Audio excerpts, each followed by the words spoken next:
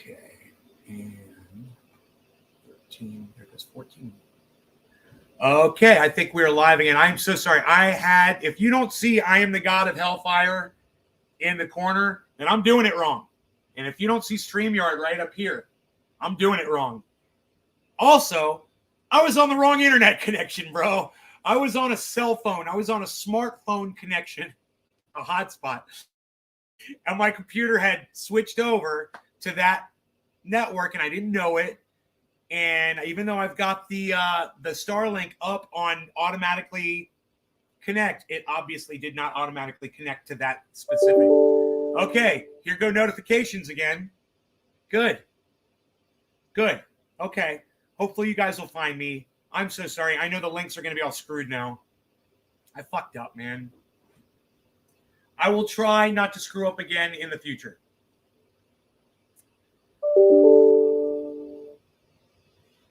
Whoa, Bitcoin just hit 36,000. Fucking great. Holy moly.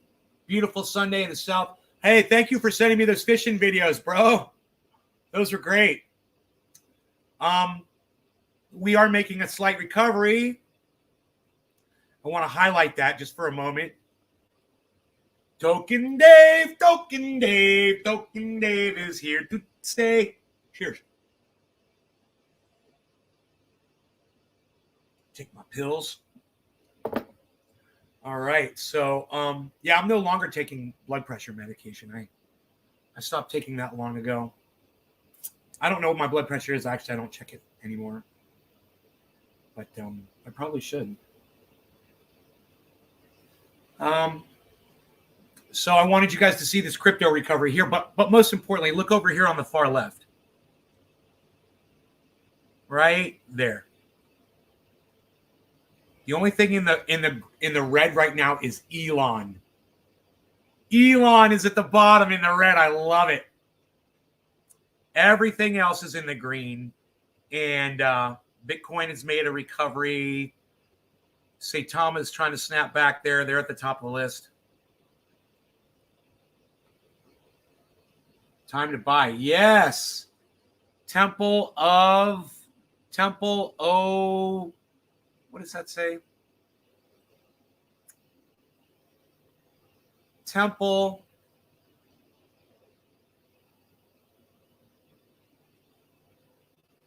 I don't know how to say that. Temple of Marduk or Duck. Temple, thank you for. I've got you. I've got Token Dave. Who's my third viewer? I've got 3 people here.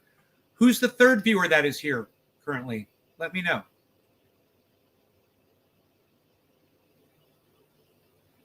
We're looking really good right here. Noopy is here. All right, it's Noopy, everybody. It's Noopy. Not Snoopy, it's Noopy. Peekaboo. Heavy P. What's up, son? You ready? You down to smoke? Let's go full screen, bro. Dude, let's go full screen and smoke a little bong. Hey, Bing Bong, you're high. What? Stream is so crisp and clear. Love it. Austin Barcliff, what's up, Austin? So, yes, it's clear I'm running on that fucking badass. You guys want to see what kind of fucking bandwidth I get? I'll do a check for you. I'll do a speed test. They come up so good, bro. I did one on my phone this morning. I screenshotted it. It was so goddamn good. Dude, it's testing 115 megs download right now.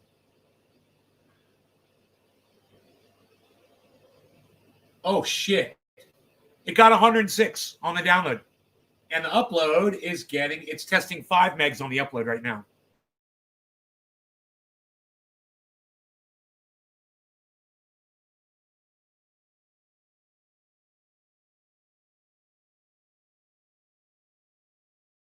Because I'm loading, it's not a good time to do a test. There it goes. It had a little bottleneck. Bing bong, I got them cookies. Let's go. Oh! You guys want to see this? I got 2 megs on the upload. And considering it just froze up on me while I was doing it, it did freeze up. But still, I mean, Look at this. Look at that score, guys.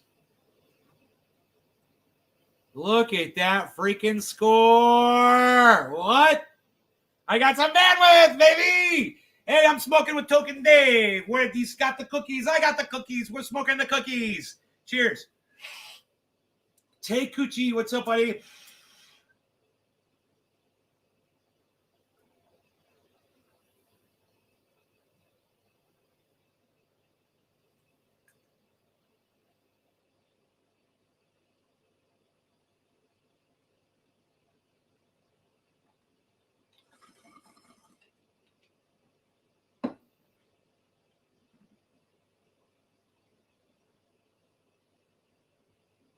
Yo, Nate, why do you hold your hits in so long? Because I like getting high. I like getting really high.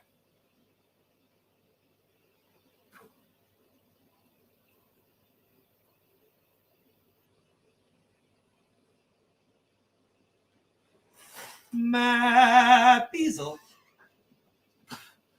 Get high and think about my doggy. All right, let's do another speed test. Look how fast it's going. It's testing 109.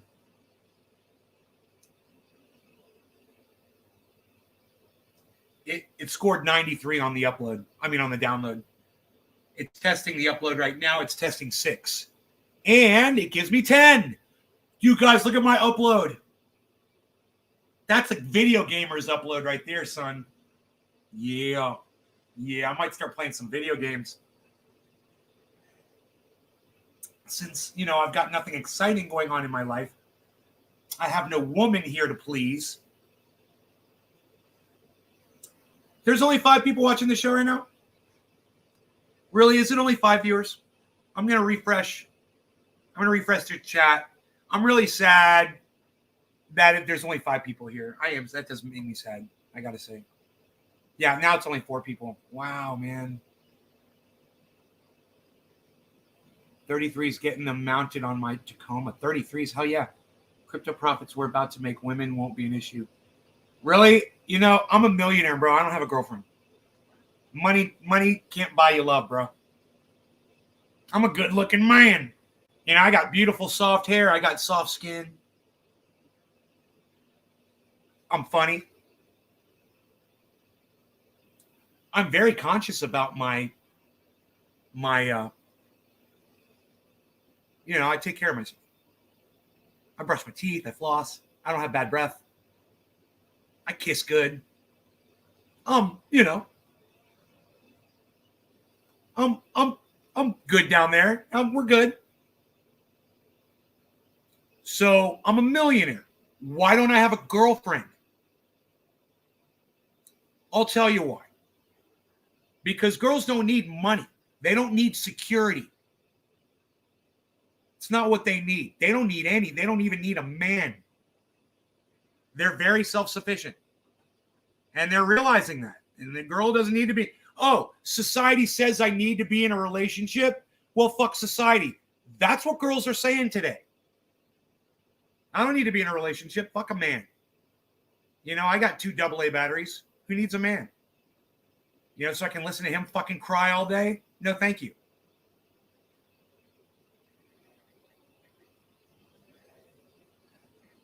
Just trying to move up in this world? Well, look. You got $50 in the bank. I'm just saying it doesn't matter how much money you have, bro. It's not, I've been single for a very long time. I have everything to offer and no one's taken. So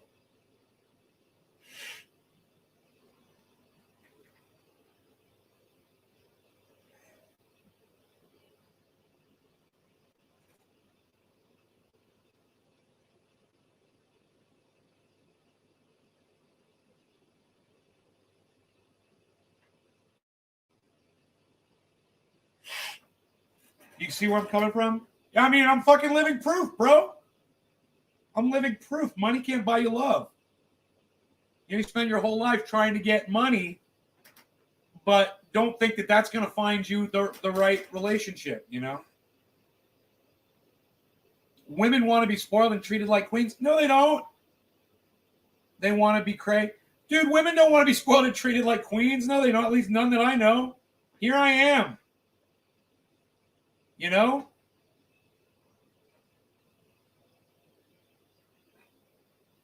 They don't need a reliable person that will be there for them and support them and love them. They don't need it. There's plenty of them out there that don't need it.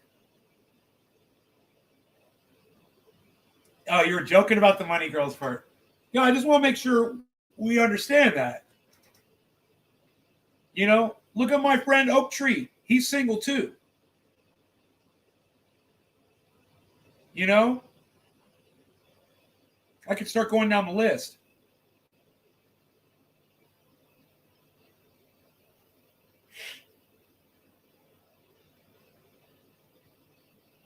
Your girl's awesome. I'm happy for you. See?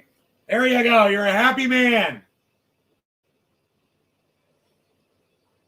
My last ex-girlfriend, perfect. She was perfect.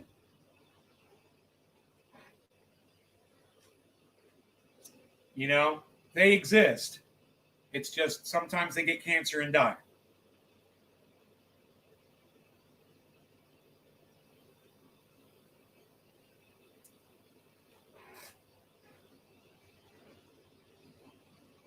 The last years have changed. Yeah, but I gotta tell you, before COVID, I still, you know, it wasn't like anyone was beating down my fucking door, even when I went out and shit. And it might just be because I'm in a bad age group, you know, too late.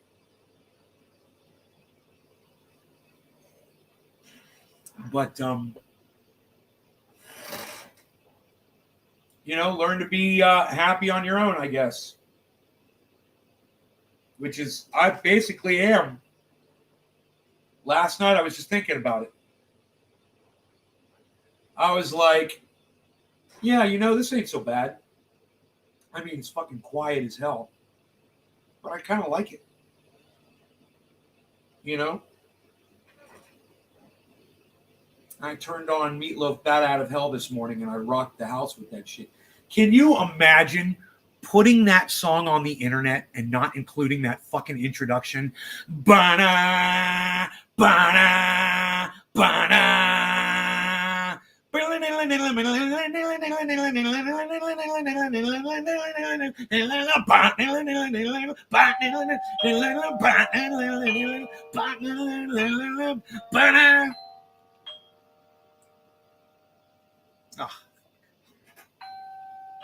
Oh, fuck you. Whatever. Oh. Here we go. Now that's a good one. Hi, you. I got two messages, one right after the other. One was some stupid bullshit. The other one was a nice friend of mine.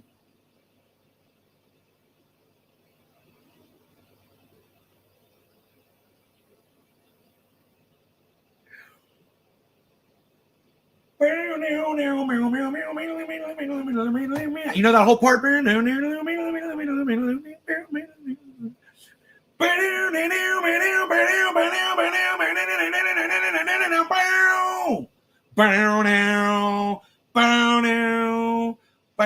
then that guitar solo comes in.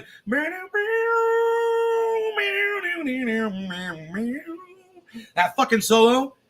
And then when the theme, the ongoing repetitive theme throughout the song starts at the beginning, right then, that's when they started the fucking song on this YouTube video. And I'm like, you cut out that whole intro. You cut out, I mean, it's literally the best part of the song. The intro is better than the whole song. I mean, it is. It is. It is. It's got the fucking guitar solo. It's got the crashing drums. It's got the fucking, the build up and that the that crazy fucking piano. It's all in the intro. And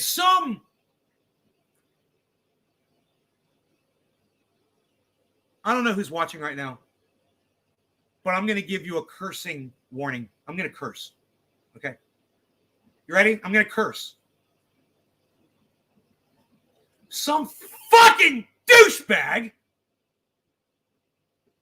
some dumb cunt. Okay, it's over. I'm good. I just had to say that. Decided to put Bat Out of Hell Meatloaf on YouTube without that fucking intro on it. They cut the fucking intro off, put it on there. And do you know how many people have think that that's the way the fucking song starts? And you know how many cocks? Oh, I'm sorry, I'm cursing again. You know how many fucking dumb cock motherfuckers were saying, oh, this song is so good. Oh, it's the best song I've ever heard. Oh, blah, blah, blah. Cardano went down. Cardano's at $1.12. What are you talking about? Dude, what are you talking about? Cardano's at $1.12. Who the fuck are you? Dude, Cardano, $1.12. Look at it totally flying up in the green, bro. Do you not see Cardano fucking exploding right here? Do you not see this? Do you not see that? Dude, it was down to fucking $1.02. It's up to $1.12 right now. Who the fuck is this Milan Royal Heart dude? This guy does not watch the market, obviously. You have no idea what's going on, do you, Milan? Holy shit.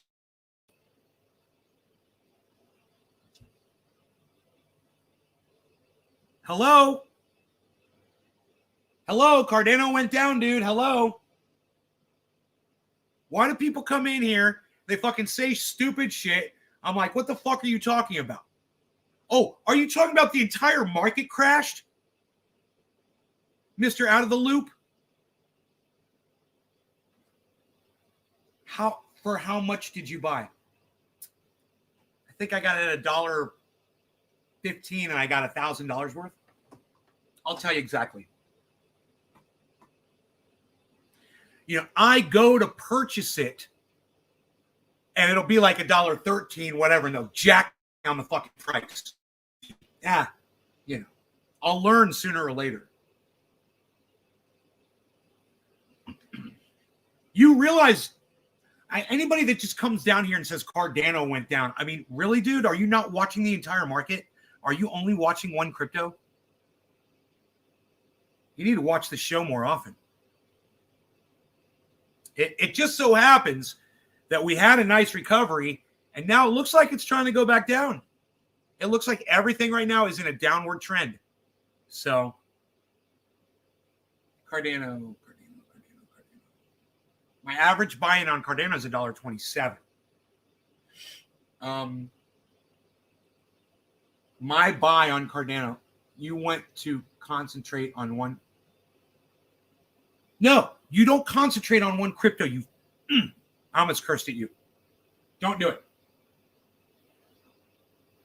I got it. Yeah, I was right. I got it at first. I got it at $1.23, and then it went down to $1.15. I got it at $1.15. And I got 600 at $1.23, and then I got another 600, give or take, at $1.15. So you made a loss. No, I didn't make a loss. Dude, this is called a dip. Do you think, hey, Milan Royal Heart, do you think, God, man, I'm just going to say you're a fucking idiot. Okay, you need to be called a fucking idiot. All right, first, you're a fucking idiot. I'm not pulling my cash out. I'm not going to lose a fucking penny. Number two, the market's going back up and it's going to go past where I bought it at, just like Bitcoin already did. So I'm like talking to a fucking idiot. You only watch one crypto. You come in here, you tell me you only watch one crypto, and then you say I made a loss because I bought something and it went down after I bought it. You don't understand the market at all. I can't stand people like you. You're like a fucking child. How old are you? Milan Royal Heart, how old are you? Are you like a kid? You're like 15 years old or something?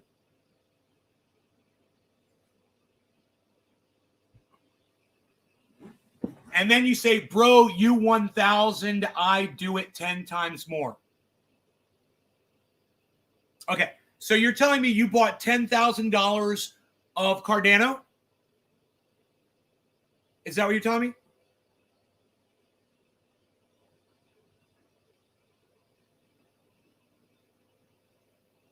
You're not, I can't even talk to these people. Listen, I don't understand what's going on. I want to thank the rest of the chat for being quiet and let me try to talk to this guy. He's not fucking answering me. But let me just say this.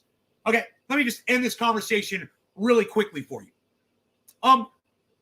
You got Shiba Inu? Okay, you're going to be fine on your Cardano, bro. If that's what you're saying, if you bought $10,000 of Cardano at $1.15, bro, you're at $1.11. It's going to go right back up. You're going to be at $2 before you know it. You're going to be laughing. So, Milan, just cursing warning, calm the fuck down.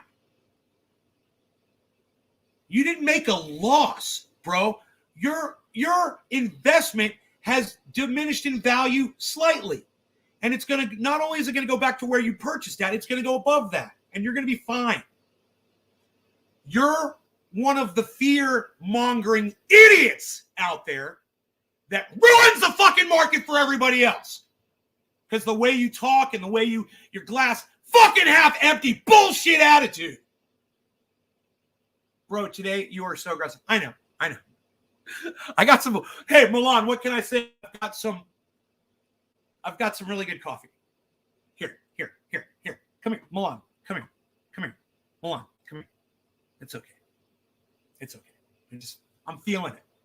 I've got it running through my veins. I've got the power. I've got the power of 1,000 charging bulls right now running through my veins. You know, because I only snorted half a line of ultra potent super male vitality. And let me tell you something. I waited at least 6 entire. I still like you too. Why wouldn't you like me? Look, we have fun in here. That's what we do. Don't take shit personally. You know, I don't know, Haley, I don't know who you are or what you're saying sometimes. I don't know who's on the other side of the screen. I don't get it, but it's all a fucking joke and we're all having fun. And, you know, the crypto market today is fucking crazy. And I'm just trying to teach you a valuable lesson while we're having fun with it. I'm only so aggressive when I stop smoking. Bro, I'm a pro smoker. The cannabis doesn't affect my mood. It doesn't affect my mood. I am me, no matter what. I'm going to come in here high, straight. I'm going to attack you. I'm not going to attack you. It doesn't fucking matter. It's not the cannabis. The cannabis is just icing on my cake. But what I want you to understand is you're going to sit with me. You're going to watch that fucking Cardano go right past where you bought at. So where did you purchase your Cardano? It's impossible. Are you saying it's impossible for cannabis to not change my mood? Is that what you're saying?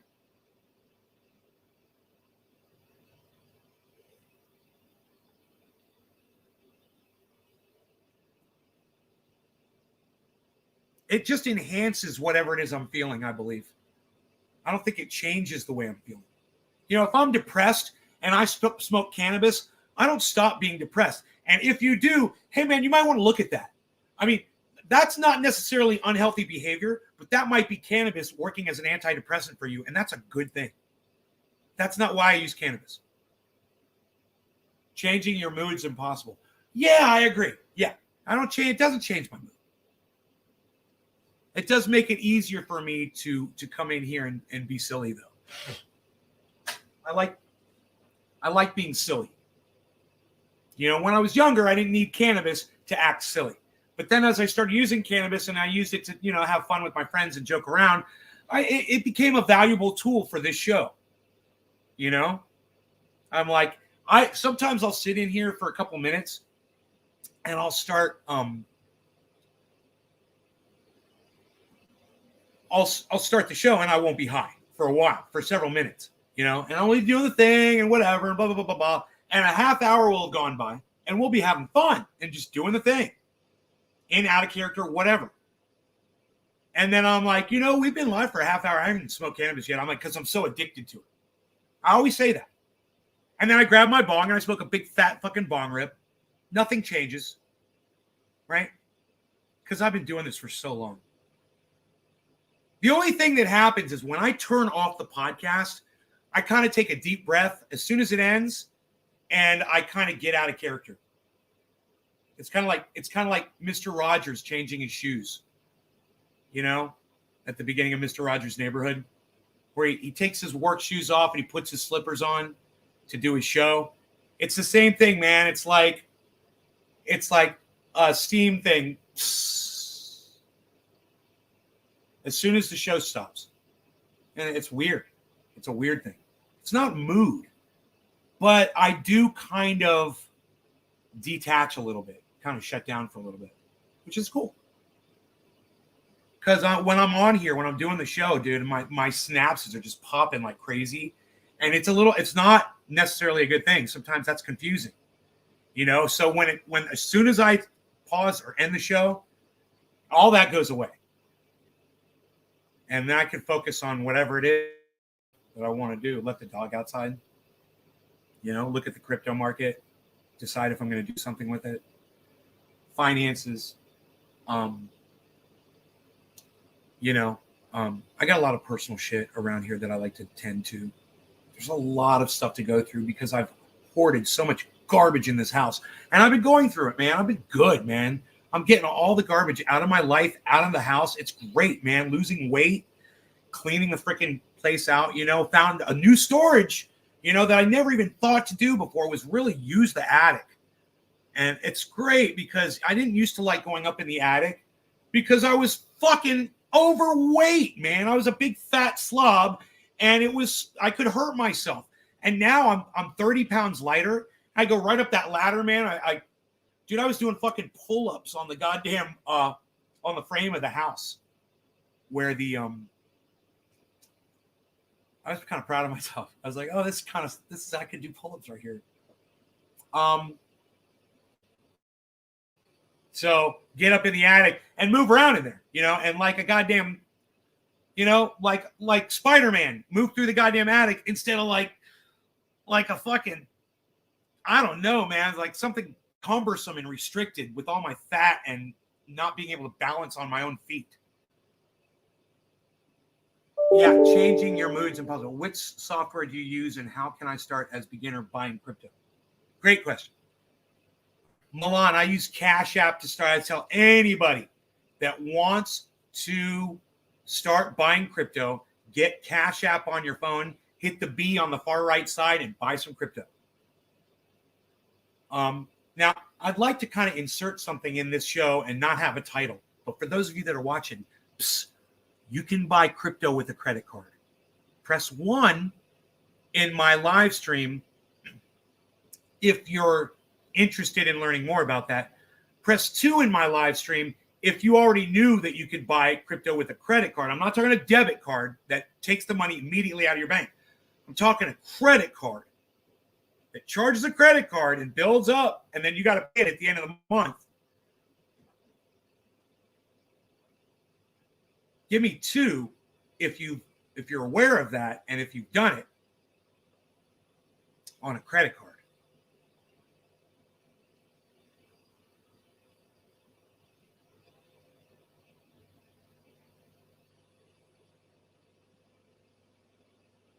Heavy P, you're interested in that? Crypto.com, bro. You can put a Visa card into crypto.com and you can use a fucking bank-funded Visa card. Yeah. Not all Visa cards will work. Some Visa card agencies, they won't allow you to buy crypto on their credit card. Crypto.com, you can buy it with a credit card. Now, that is not financial advice, okay? That is dangerous for anybody that starts doing that. Just so you know, you might as well walk into a casino and start throwing your money in a slot machine and pulling the lever. Because that's what you're doing when you start buying crypto on credit. But I'm doing it, and I'm not telling you guys to do it. I'm not giving you financial advice on that one thing because I know it's fucking dangerous. But, you know, I wanted to insert that deep inside of a live stream without a title. I didn't want to attract people. I wanted some of the people that were interested to learn about it.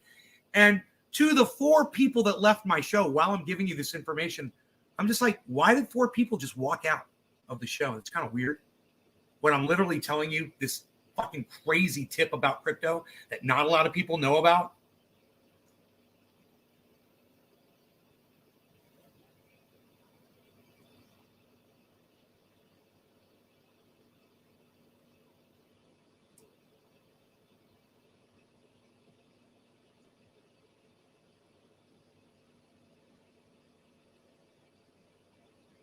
Okay, 2 of them came back. Who were the 2 people that left and came back? Did you guys get the 2 people that just left and came back?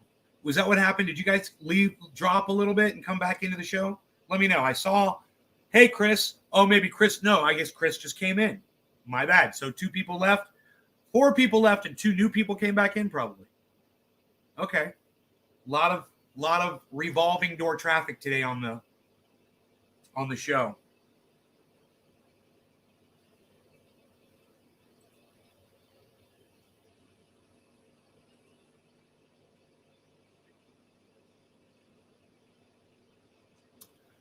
So for all of you, I mean, once again, we'll insert this deep inside this video so people that, you know, it's not the title or anything. I'm just going to throw it in there. You guys know.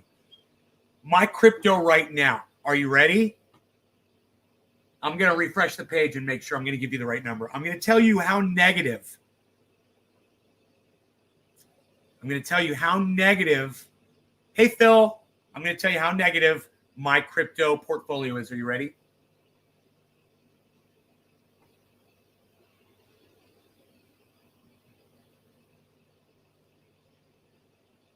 $93,533. Down, negative. $93,000. Now, yesterday it was more than 100. Negative. Yourself, nay, the value of your crypto is $90,000 down. And someone like Milan Royalheart would come in here. You never told me how old you were, Milan. Would come in here and say, dude, you've lost $90,000. And I would look at them and say, you're a fucking idiot. Again, you don't watch my show and you don't fucking listen. So this, what we're in the market right now, is called a dip. Most likely is going to recover and go back to where it was and then go even higher. Most likely. People like me are buying in right now. Smart people are buying in.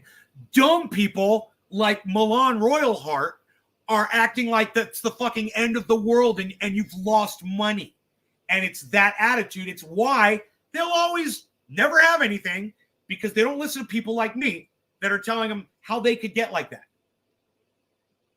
Hey, Steve went down faster than the vice president.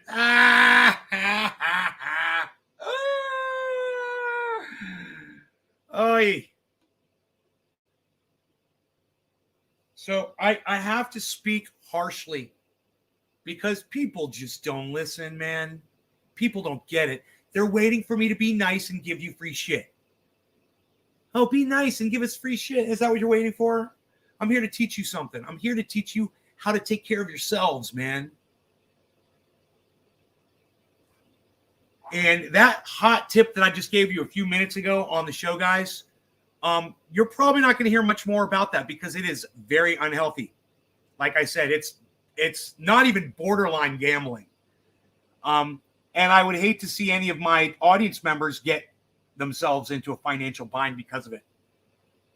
But understand, as I make moves, as I make financial moves, I'm going to tell you how I'm doing it, and I did it. I did it. I just want you to know. I'm not going to say what I did, but those of you who are just watching a few minutes ago, you know what we're talking about. I did it. And not so much to put myself out, but I just feel like the timing on the market is correct. And I know where it can go, and I know what I can do. I know this market can drop down to Bitcoin 29,000. No problem. Bottom can drop out. Bottom drops out every day so far. We've had a drop where you're just like, oh, fuck, it dropped. Oh, fuck, it dropped. Oh, fuck. Dude, when I go live and all of a sudden it starts dropping. I purchased Bitcoin and it starts dropping. You've got to fucking hodl. You've got to disregard that noise. You've got to disregard what this kid came in here and said. Cardano is down. Ugh. Oh, is it? Is Cardano down, bro? Good thing you're watching Cardano, bro. I will give you the best fucking advice I possibly can. Watch Carl the Moon. Watch Lark Davis. Go watch that fucking Rach's channel on YouTube. I'll tell you all my favorite people to watch. I won't even tell you to get your financial advice from me. But go watch Andre G. Go watch him. Go watch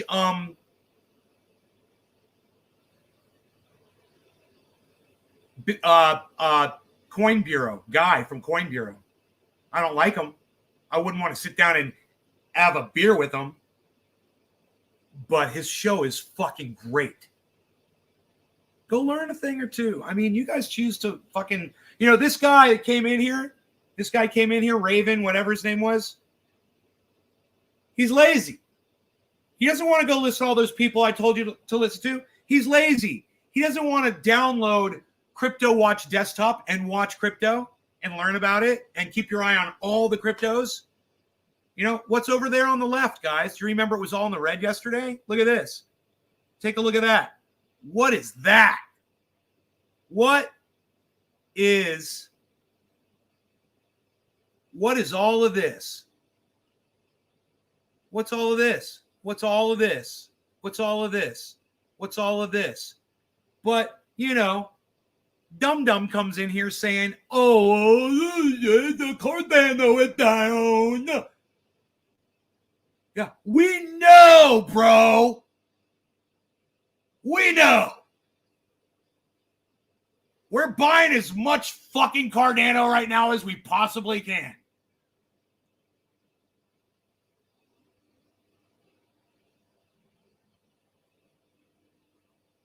Look at Ethereum, man.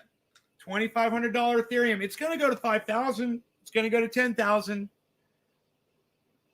And it's at $2,500 right now. Well, 2,462. That's an opportunity to get some Ethereum. But, I'm moving out of the Ethereum network and looking at Polygon and Avalanche and other complete networks that they're basically free exchange rates. Why not? Why wouldn't I fucking do that? And you guys, at this point, you guys are like, what the fuck is Nate even talking about? Some of you are, because you're so far behind. It's gas fees, Ethereum gas fees. They're super expensive. Give me a 1 if you know that Ethereum gas fees are really expensive. In other words, when you're on the Ethereum RC20 network and you want crypto or you want to move some crypto, it costs a lot of fucking money on the Ethereum network. Give me a 1 in the chat if you're aware of that. And give me a 2 in the chat if you're also aware there are way cheaper networks out there to do business on.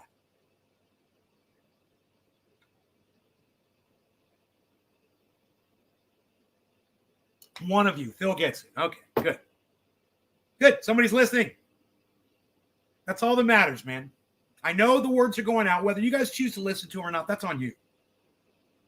Yeah, this is valuable information, and I won't accept comments. Artie, I can see you here, man. You're probably blocked on Facebook, man.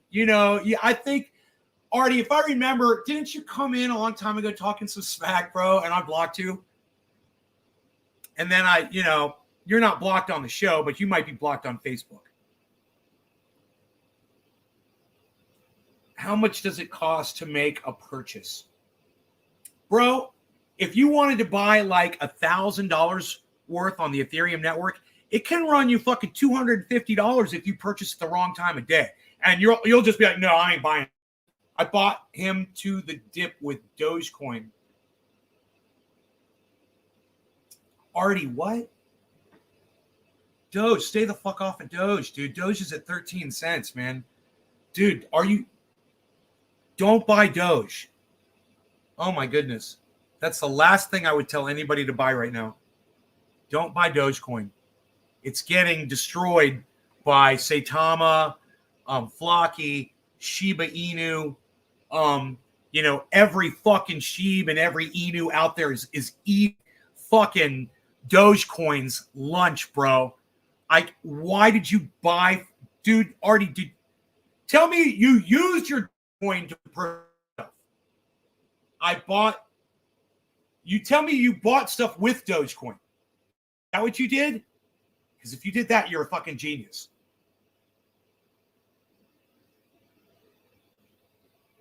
Waiting to hear back from you, Artie. Waiting to hear back, Artie. Are you coming with me, Artie? Are we together on this, Artie? Who's coming along? Are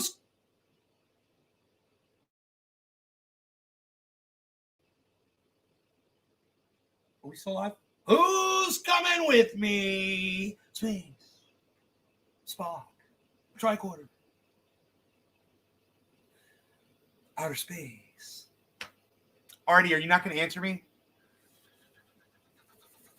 I guess not.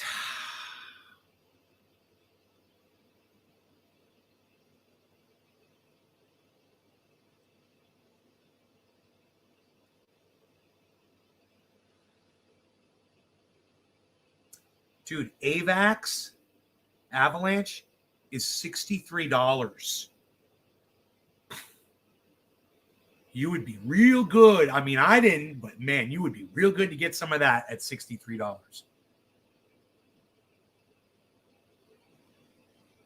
Engine's $1.62. I died when Engine went under fucking $4.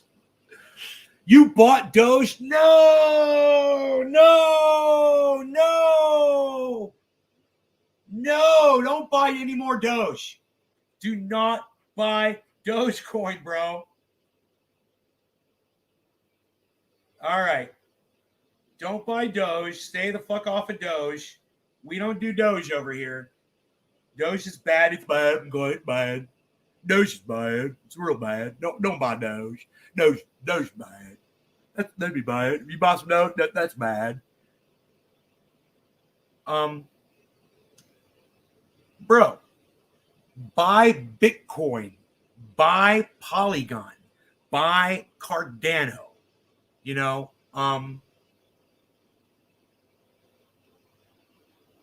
Sushi is $4.62. Boy, it's going up, man.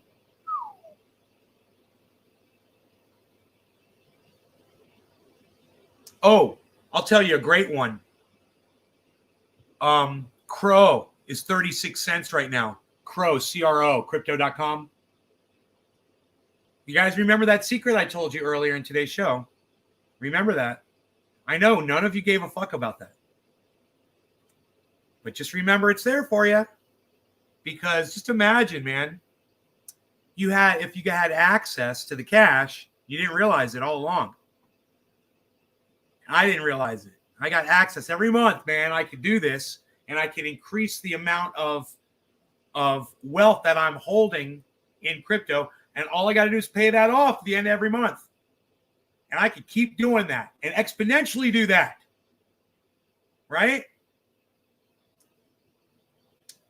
So I'll let you know how that goes. I think I'm doing it at a really good time during this market crash right now, the crash at 22. And just so you know, my Bitcoin is already above where I bought it at. I got it at 35.2. It's at 35.4.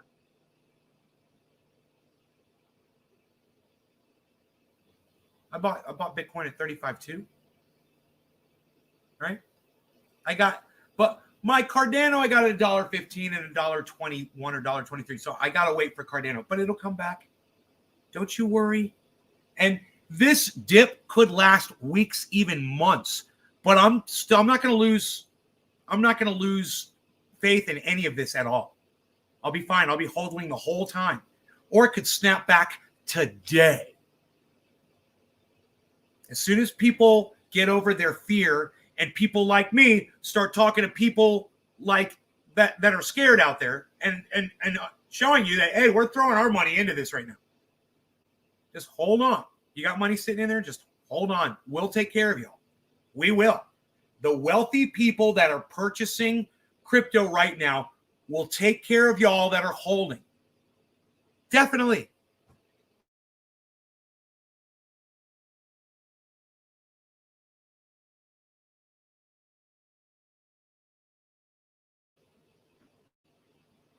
And if you want a little bit more girl, oh, you tried to say hodl and it said girl, Lee, right on.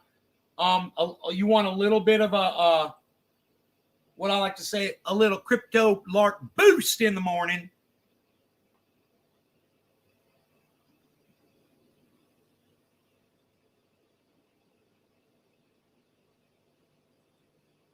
Here's your crypto lark boost in the morning.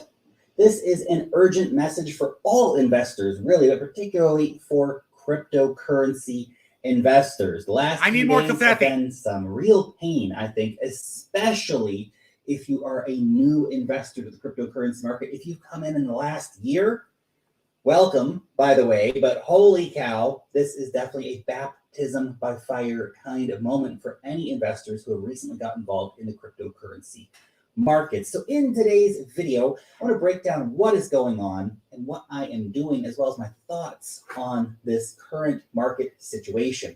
My name is Lark. Every day I make videos talking about cryptocurrency investing. So if you like that kind of content, of course, whack on that thumbs up button for the YouTube algorithm.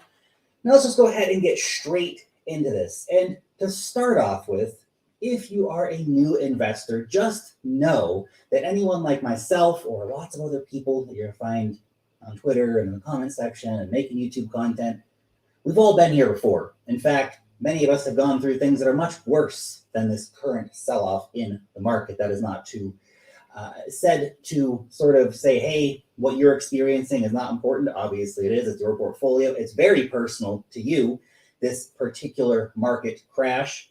But things have been much worse. Of course, things could always get worse if the fears around the Fed and the stock markets and all that stuff continue on. We'll talk more about that just momentarily. But just to give you some perspective, this current market correction, at the time of recording this video anyway, we were only about 50% under the all-time high for Bitcoin. Obviously, a lot of altcoins have been smashed. They're down 80, 90%. I mean, this is bearish as heck right now. Once we lost support a couple days ago for Bitcoin, that was it, man. That was it. The market just started going into a freaking free fall. However, food for thought for you, 50% down from the all-time high is not as bad as the 2021 crash, where we actually were 55% down from the all-time high for Bitcoin. Obviously, a lot of altcoins took massive hits during that time. It's not as The bad. crypto markets famously volatile. But is this a repeat of 2021? Is it just same old, same old? Well, I think the Federal Reserve situation with the tapering of asset buying, the rise of interest rates, trying to combat inflation, slowing economic growth around the world, as well as runaway inflation for the cost of goods, the stock markets coming down, all of this stuff is building up into a pretty scary picture for the average investor. Federal Reserve's doing something scary. Stock markets are going down. What's going on with the economy? My inflation's going nuts. I don't know what to do, where to go. And then, of course, you can add on to the crypto perspective of things. Russia wants to ban cryptocurrencies. The EU wants to ban Bitcoin mining. Spain and Singapore and the UK are banning crypto advertising. Scary regulations are always being talked about or proposed. There's lots of FUD in the markets. There's lots of things to be scared of. The reality, of course, is that markets always bounce back. There will always be opportunities in the market. We will go back to all-time highs. At some point, the question, of course, is how long it takes. I think this particular market nuke, blow off, implosion, whatever you want to call it, has been particularly brutal, and it's really destroyed a lot of the market structure that we could have held on to as a bit of hopium to say, hey, things are going to be really okay soon. We've nuked out a lot of that structure. It's going to take us a little while to recover in the cryptocurrency markets, unless there's some dramatic turn of events and the Fed reverses course and things magically get, super better with the stock market. Well, and we can see crypto moving up too. However, I think you're going to see a lot of people looking to aggressively sell any relief rallies that we do get, and there will likely be a relief rally, which will allow some people to exit out of some positions. Short-term minded people will do exactly that. But the reality of any major fear event, any big sell-off event like this in the market, is that it's a moment of opportunity for the right investor.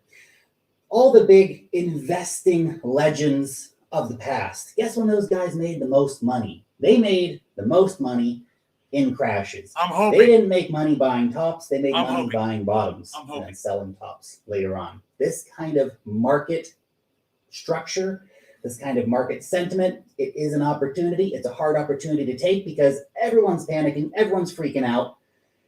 And yet that is the time when we start to see these opportunities arising. Now, I'm not saying to go all in and to take all your money. You should absolutely always, always, always be taking care of your finances in a very positive way. Have cash on the side because you never know how long these things can last. Remember, the market can remain irrational longer than you can remain solvent. Very important to keep in mind. This is why we never invest more than we can afford to lose, right? Right, guys? The reality of this market is if you can afford to be investing, if you have a stable income and you can afford to keep cost averaging in, then it's not a bad idea to be doing it. Now, I just want to say that's what I am personally doing. This is what I'm doing.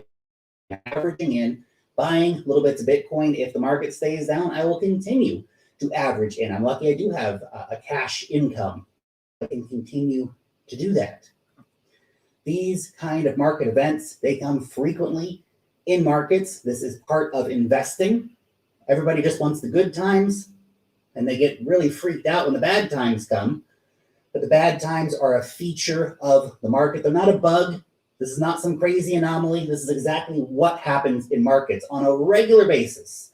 During these times, it's important to stay strong, stay focused, and stay patient. Remember, I'm always talking about how, I'm looking at like Bitcoin and Ethereum and stuff. Hey, Chris, how was he killed? Multi-year investments. I'm looking at, hey, I'm still going to be holding these assets in 2030, for example. I'm serious about that. I'm still going to be holding these assets in 2030. So with that in mind, these current market events, well, so what? I'm down on, the Bitcoin that I bought at $42,500. Whatever.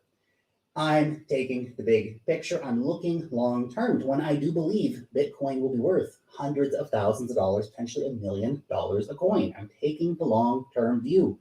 I'm remaining patient with my investments. Now, what is my current plan? How am I going to be, operating in this incredibly bearish environment that we have right now in the market? Well, I'm going to keep investing. As I said, I'll be cost averaging into my top coins, probably keeping in stocks as well, looking at cost average into some of my favorite stocks. Also, I will keep staking coins. Now, some of my altcoins I am down dramatically on, but I am continuing staking those coins because some of them I really am excited about long term, or at least midterm. And I believe that staking those coins can bring in some real big returns. So I'm going to continue doing that. I'm going to continue farming.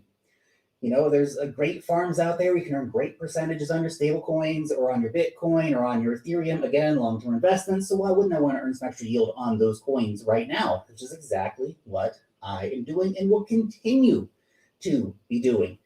And that being said, we could be in for a ride as the stock markets continue to slide, as fears around the Fed and all that stuff continue to persist in the market. So just be aware of that. You could really want to think about strapping your seatbelts in and just getting ready for some more volatility in the markets. It's going to test your emotions. It's exactly what markets do. But as I said, markets have a way of bouncing back. And these tough times in the markets are real learning events for investors. If you invested at a time and the markets were only going up and now they're down, well, welcome to investing. It's tough. It's psychologically difficult. There's a reason why only a small percentage of investors perform very well over the long term, because they have the psychological strength to do so. It's a crazy game, investing. Nobody said it was going to be easy, but I am a massive believer in the cryptocurrency asset class, which is why I continue to invest in it. I will continue to invest in it. If we have a prolonged bear period because of the stock markets and the Fed and Russia banning crypto and all that stuff, I'm still going to be here. I'm still going to be here making videos. I'm still going to be here investing in crypto. That is what I love. It's what I do. And it's what I believe is going to create intergenerational wealth for my family in this decade. Anyway, just my 2 Satoshis for the day. I hope.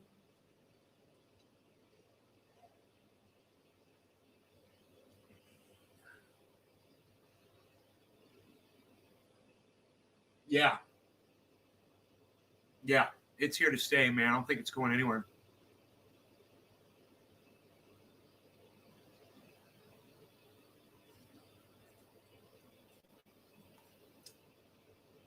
Dude, why is my stream live button on? Huh, that's weird. I'm so confused right now. Huh. What if they changed that? Dude, I'm live on StreamYard. Right? Yeah. Huh. The fuck, dude?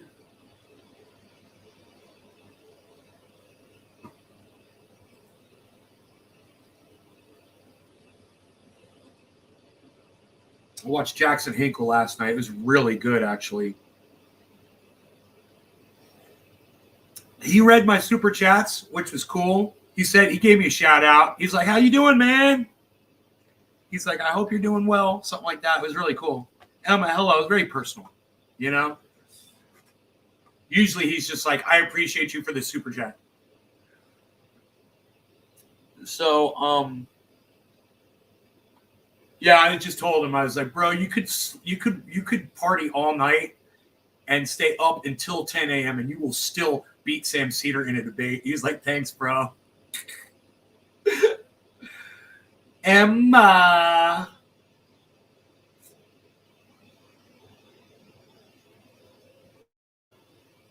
So did he upload any of that stuff from last night, man? It was good shit. I'm looking to see if he did any uploading. Can Russia ban crypto? Hey, man, any country can ban anything they want. You know, Texas has banned abortion. If Texas can ban abortion, Russia can definitely ban crypto, bro. Think about it. It's a good question, Justin. Thank you. More of that.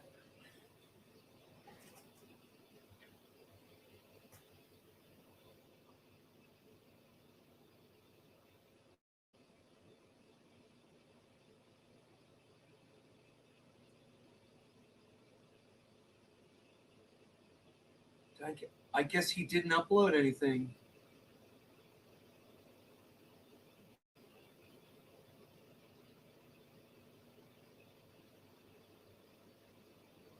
Leading to recession. H.A. Goodman saying we're going to have a recession.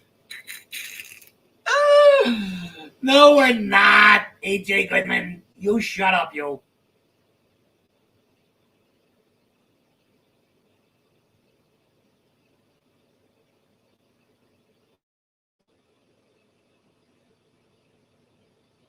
Love that I'm still. Oh, yeah. Yeah. Thank you. Thank you, Emma. Emma, do you find me attractive?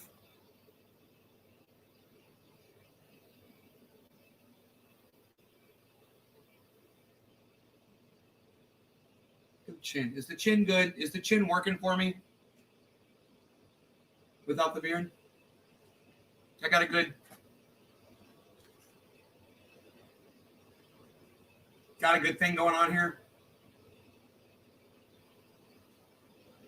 Aw, thank you. It's super Christian. I moved to Dallas as a child and went to high school there. Preaching is the way. That and Doritos. Okay. Freaking article.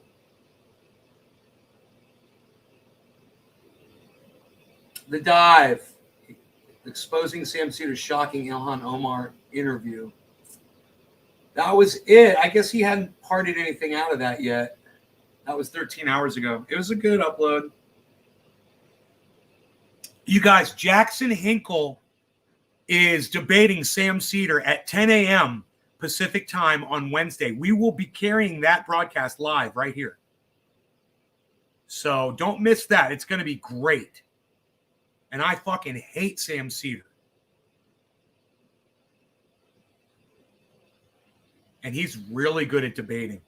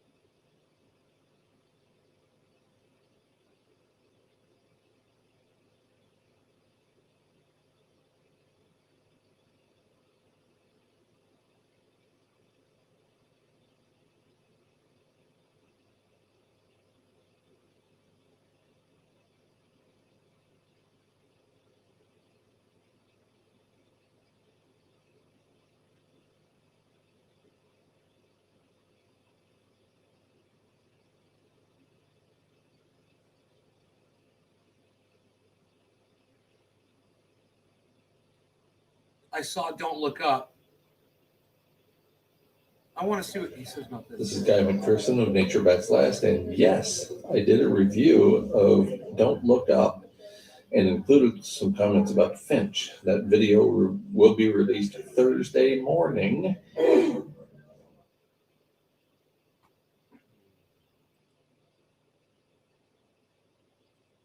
go to Nature Bats Last and see if we can find it.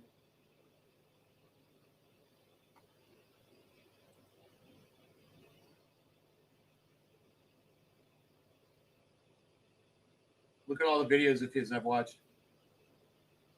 Oh, look, I missed that one. You can see the ones I've watched with the red line underneath them. Good Thursday morning. It's December 30th, 2021. And it's Thursday morning, so it's... And I got to tell you something, man. As someone who really appreciates everything Guy McPherson has to offer, seeing him subscribing to the indoctrination of religion like he's doing with that stupid Christmas tree and those stupid stockings behind him. I mean, I got to say this. I love the man. But if he really believes that I always say this, Jesus Christ died on the cross for his sins, I've got serious questions now about Dr. Guy McPherson. And if not, what are you just selling out to your wife, bro? I understand. I do. I understand. I get it. But, got to ask some fucking questions. That's all. Time for a science update. I'm Guy McPherson of Nature Bats Last. I would just love to say it's so science update with sitting next to a Christmas tree that is based completely on religion and no science whatsoever. I'm going to have to say something here, folks.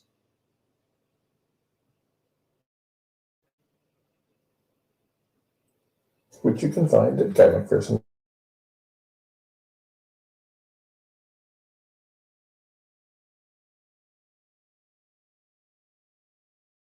Go there. Interestingly, about films, 2 films specifically, with a brief mention perhaps of a third. And these are fictional films. So why am I doing a science update on these? you better fucking hope that goddamn Don't Look Up is fictional. Because let me tell you something. It's about as close to the truth as a movie can be. And it doesn't matter what form the comet is in, does it? Yeah, I wouldn't say it's fucking fiction. Say it louder for the ones in the back. Based on these films? Well, for years in my classrooms, when I taught science courses like conservation biology and fire ecology and so on, I asked my students to prepare a significant piece of... Chris, man, you know that thing I told you do where you come into my chat and you try to make it all about you? And I told you I'm going to let you know every time I see you doing it. Yeah, you're doing it right now, bro. Just so you know, told you I'd point it out. You're doing it again. And let me just say this too. Nobody gives a fuck if you're practicing your fucking piano or not in chat. I mean, I'd love for you to talk, but just not about yourself all the time, bro. You know what I mean? Nobody fucking cares that you're practicing your fucking piano scales. You keep saying it over and over and over again, like you're waiting to get stroked for it. Shut the fuck up about your goddamn scales. All right? Now go fucking practice. That art or literature is a major part of their grade. I like people that think outside of the specific area that they claim to be working in. That applies to me as well. So I'm going to talk about two films. The first of them, and the one that I'm going to talk about most frequently. I was waiting for somebody to laugh at that shit. Just came out. It's called Don't Look Up. Hi, Marla. How are you? And I'm going to refer to a paper written by David Roberts, longtime climate writer. And there's a link. I like how I'm like, hey, remember that thing I said I was going to remind you do all the time in my chat, bro?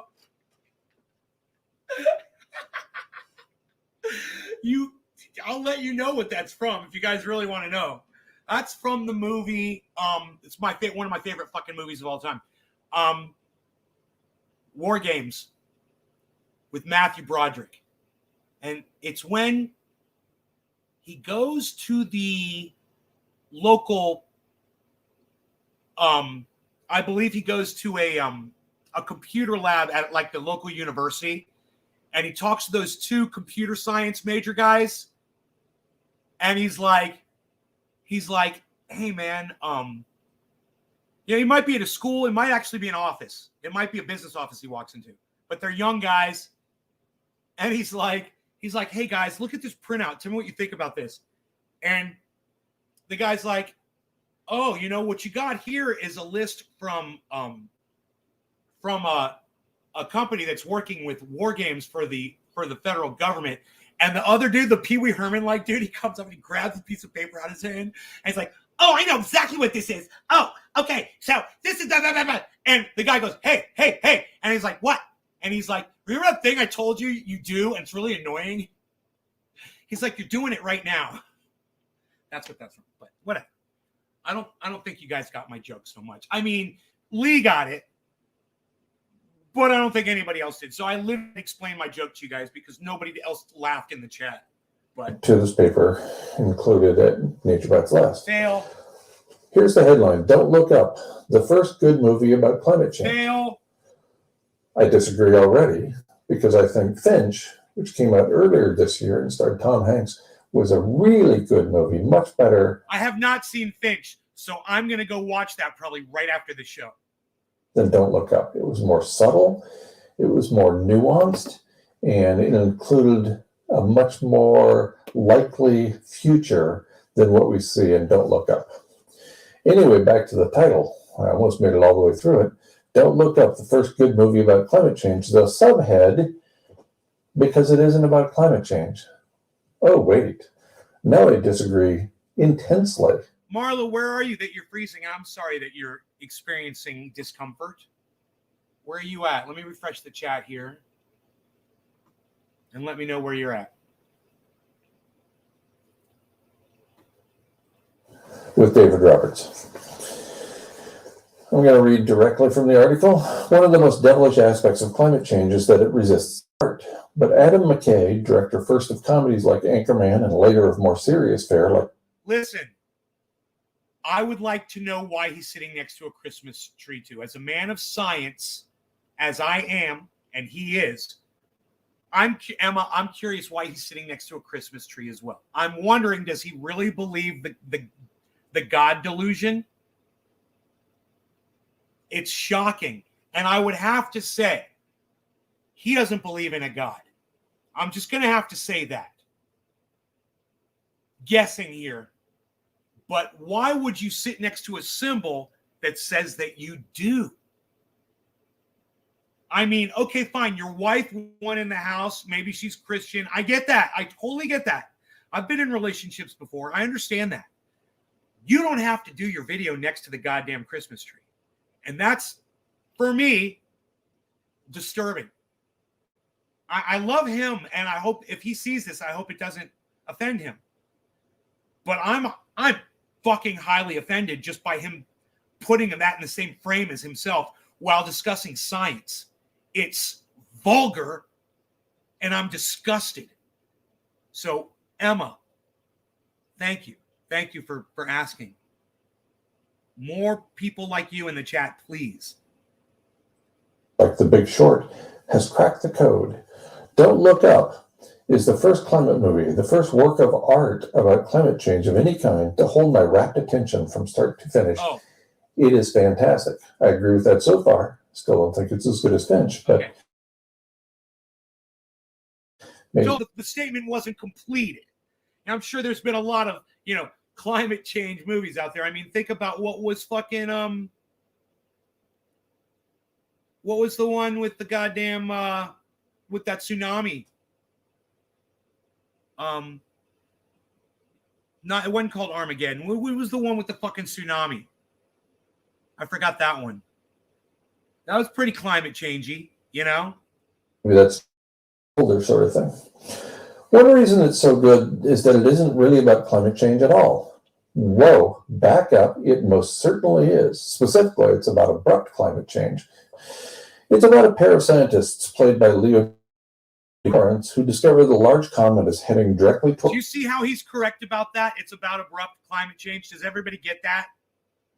I'm going to explain what he meant when he just said that.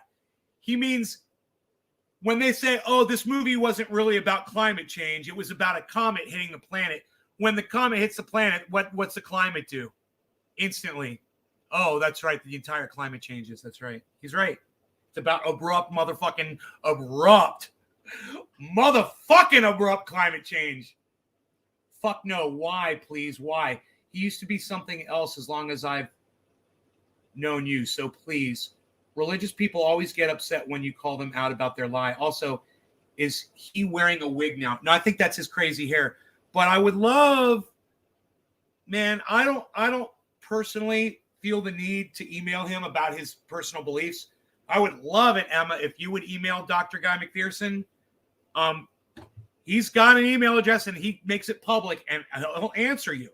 If you want to ask him why he's seated next to a Christmas tree, I would love to get the answer. I just don't want to be the person to ask him because I respect him too much as a friend, But I would love to find out why. I am curious. And if you want to ask him, and if it's bugging you, I could give you his email address because it's, like I said, it's public knowledge.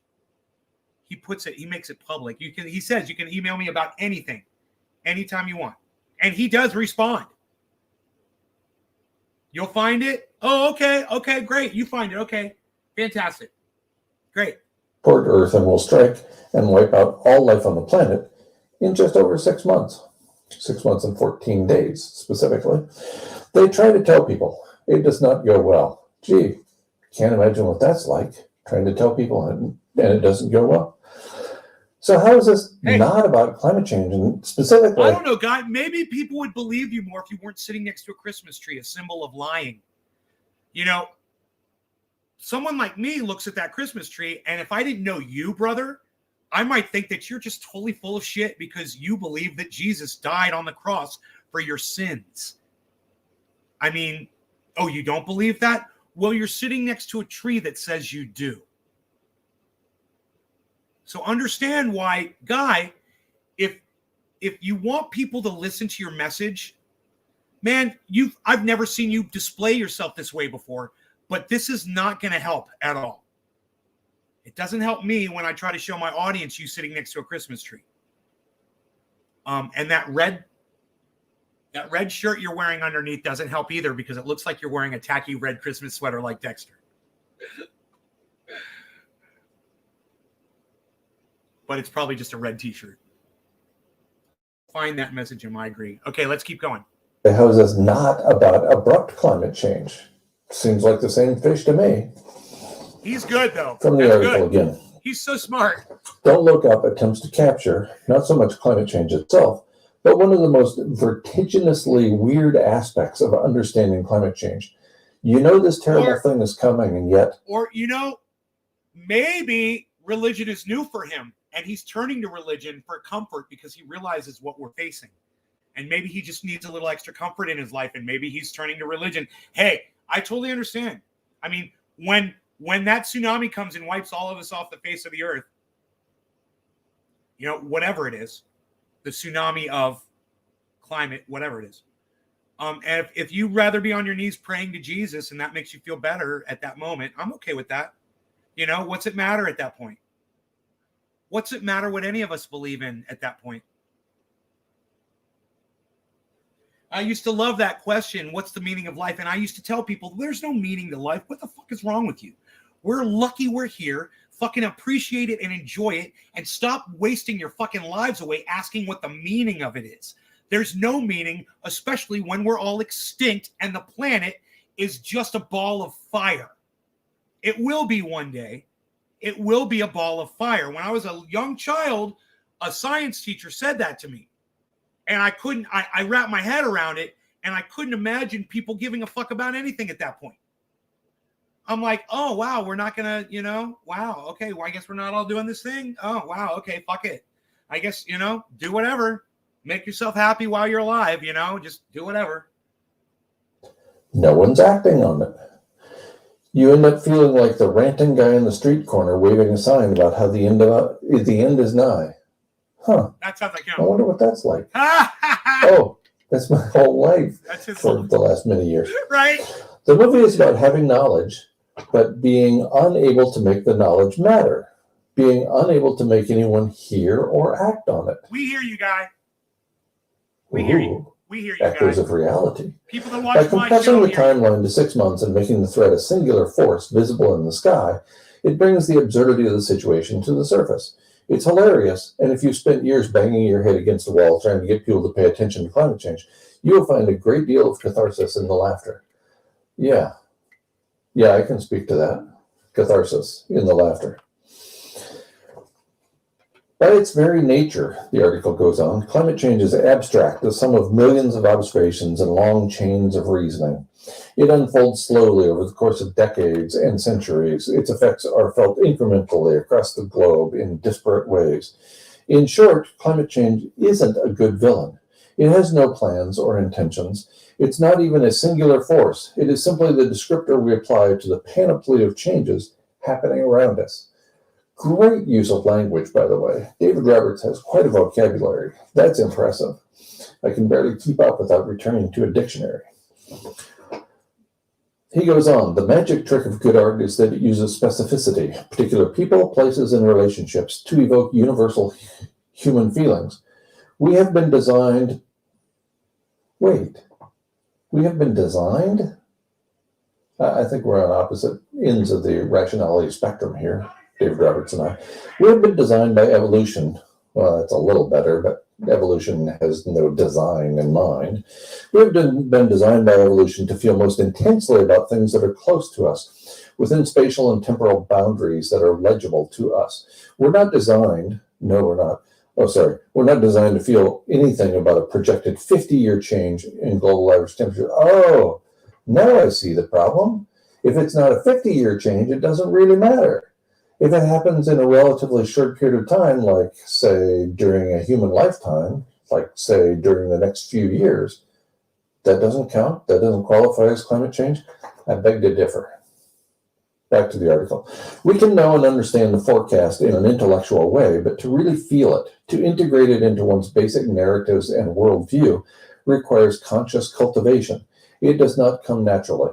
It is not universal. That's for damn sure. Continue with the article. DiCaprio and Lawrence convincingly shrink into nebbishy scientists. He with a middle-aged gut, she with unfortunate bangs. Oh my goodness. A middle-aged gut and unfortunate bangs. This is the common approach when you don't want to disparage somebody. With me, it's my mustache. It's my goofy mustache, according to people who criticize my work. Really? That's not criticizing my work. That's criticizing my facial hair. Here you're criticizing her bangs and his middle-aged gut as if that's going to take away from their characters, from the information they're trying to present. You know, I love that he literally is like, yeah, I believe in evolution, sitting next to a Christmas tree. He does not subscribe to the God delusion. So there you go. You don't even need to email Guy McPherson, Dr. Guy, Professor Guy. You don't need to, because he just admitted that he is an atheist. He doesn't subscribe to the bullshit of God. So just so you know, maybe the Christmas tree's about his wife. You know, if I were him, I would not have filmed that next to a Christmas tree, but maybe his wife made him do it. You know, seemed to be the producer of his videos, and it wouldn't surprise me. I just feel bad that he's got to sell out a little bit next to a Christmas tree. It's a sellout. Good job, David Roberts. You have effectively captured the entire zeitgeist. Coffee, man. Well done. Back to the once you make climate change into a disaster fit for a disaster movie, you changed all the structural features that make the climate crisis what it is. You're not illuminating anything about reality. Or maybe you are. Maybe you're referring to an ice-free Arctic Ocean. Maybe you're talking about rapid loss of habitat. I described half a dozen ways that habitat for human animals can be lost very quickly in my latest peer-reviewed paper, written for Academia Letters and published in April of this year, of 2021. So, I have to disagree with the writer of this piece on how quickly something can happen and still qualify as climate change. Back to the article. There's the feeling of telling the government about a threat and having it shrugged off. There's the feeling of telling the press about the threat and having it subsumed and lost in the flattening stream of 24-hour content. There's the feeling of being mocked and memed for being alarmed. There's the feeling of needing to prove people wrong on the internet. And I did that for a long time. And then finally I realized that the coordinated defamation campaign was winning, and I was not. So I bailed out of the major social media platforms, and my life has been much better since then. Back to the paper by David Roberts. There's the feeling of watching a body of science become the target of wild conspiracy theories and partisan culture war. How is that not like climate change? There's the feeling of seeing the most obvious solutions to the problem delayed and deferred over corporate profits. There's the feeling of seeing people jump straight from denial to nihilism without any being helpful stage in the middle. There's the sinking feeling of watching people who have accepted the threat turning to glittery promises of future high-tech solutions. There's the feeling of hoping against hope that someone in charge, despite all the appearance of venality and stupidity, knows what they're doing, has a handle on this thing. I haven't had that feeling for a long time.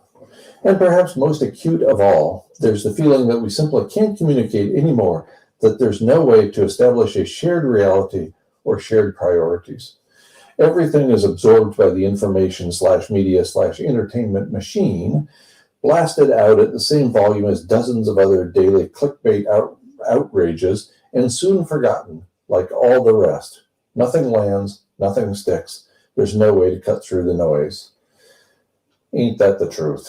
That's the very perfect description of the corporate media at this point. Firing out messages, many of them daily, assuming that the American public has a 15-second attention span. That's about right, although I don't think it's that long. Back here in the real world, climate remains stubbornly uncathartic. It has no 6-month deadline. It will play out slowly over our whole lives and beyond. There will be no final moment of recognition and no clear line between success and failure. The result will be an unsatisfying muddle at every stage. So writes David Roberts. Not true. No, not even close. Loss of habitat for human animals can occur very quickly in several different ways, as I've indicated in my Academia Letters paper that is attached at, or embedded rather, at the blog post at comingfirst.com. Still, we know that in some sense the comet has already begun striking. We've already lost some stability, some biodiversity, some lands and lives, and we will lose more no matter what we do. Indeed. It's baked in at this point. Indeed, we are living in the most stable climate we will ever experience. Indeed, every decade from now on will get warmer. More of the comet will strike. We can only control the scale of the damage. Really? How?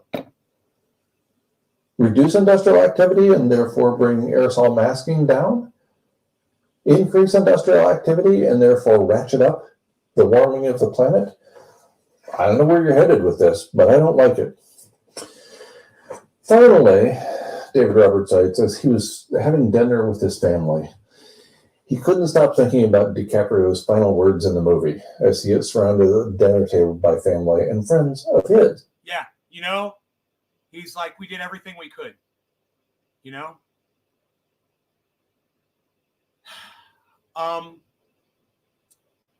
In his mind, they did everything they could. But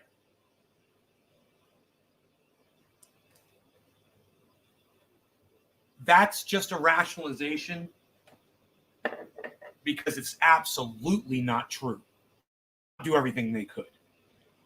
They were victims of their own humanity. Quote, we really did have everything. Oh, didn't we? Oh, we had everything. That's right. That's what he said. We had everything. That's right. He said we had everything. No, you didn't. You know what you didn't have? You didn't have the ability to save yourselves. Indeed, we did. And we threw it away for a few dollars more. A few dollars more. Sadly, well said. I buried the lead. The lead for this science update ought to be something like, no, dude, I can't hear this music your wife is putting in there, bro. I know she thinks she's an editing genius and a production genius, but no. You know what I miss? I miss the riff, the electric guitar riff that he used to have when he would do his stuff. That was the hardcore shit, bro. It's gone now. All right, so let's do a dab, and I will check back in on the YouTube splash page just to see what's up. Is he putting he's putting a space between the R. Okay, that's how he's doing it now. He puts a little space in there. I'll put var space dot. That'll probably make that go away, huh? Let me see if I can make that go away.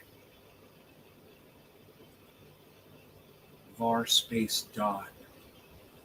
Yeah, let's try that. Get every single one of his little fucking things taken off my chat. There we go. Let's see if this works.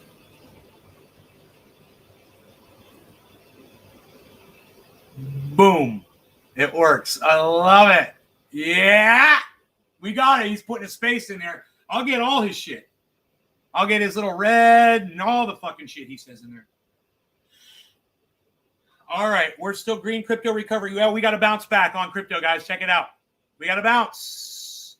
We got to bounce. Look at that. It's bouncing up. So we were down. I mean, I started the show because I was all excited. And as soon as I started the show, it started crashing. And now it's turned around. And Elon is the only thing at the bottom in red besides UFO. Everything else is in the green. And Saitama is number one at 3. 7 zeros and a 3. So let's smoke. Yes. Yes, Token Dave. Let me go back to full screen. I just wanted you guys to see the recovery is still happening. It bounced back. It was going down, and it bounced back. And as soon as I said that, everything dropped. It's funny, huh? No, we're good. We're good, Joe. We're very good, Joe. We're very good. Everything's going up. Bitcoin's at 35.3. Remember, I got it at 35.2. So I'm $100 up on my overall there. Look at this. Shut up. You know good. What? Wait. Where's the chat here? I want the chat. Dude, is there no chat?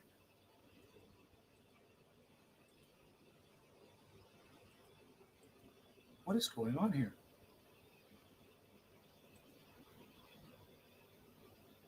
Why is there no chat?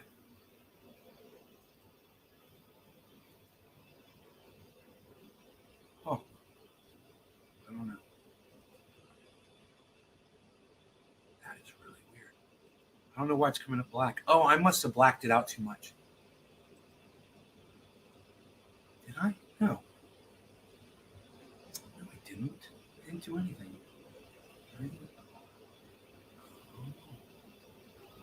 Show black screen. I don't know why that is. I don't know what happened to the chat there, man. I could fix that later. I'm a little freaking worried about it. I don't know. Here, let me just go here. And this, I still don't like the way the chat looks, man. I got to work on that. Hurting my fucking shoulder doing this shit. Okay, how am I going to do this now?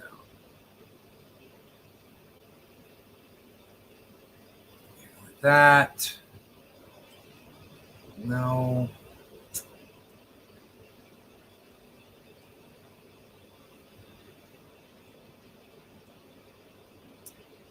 That doesn't really help much.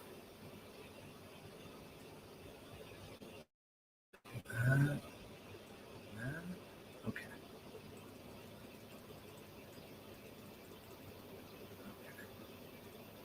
God bless America.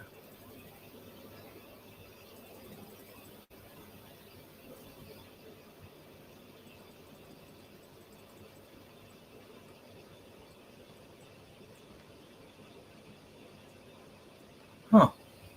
I used to be better at this. I should have written down the numbers when I got it perfect. It's like I want it bright.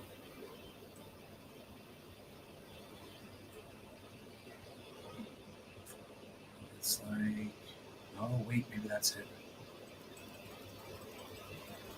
Okay, that's good, right? You guys see that okay?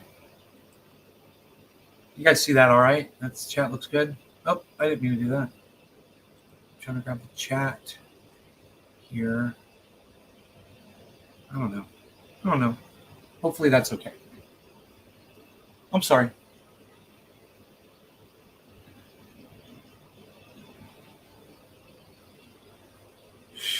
Good. Okay, cool. Sorry. Oh my God, Oracle went live for 6 hours last night. Holy shit.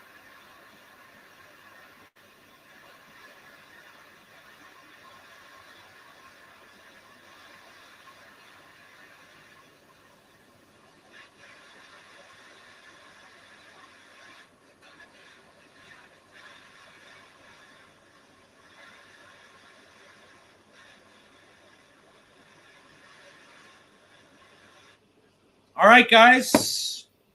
No law regarding all right, guys.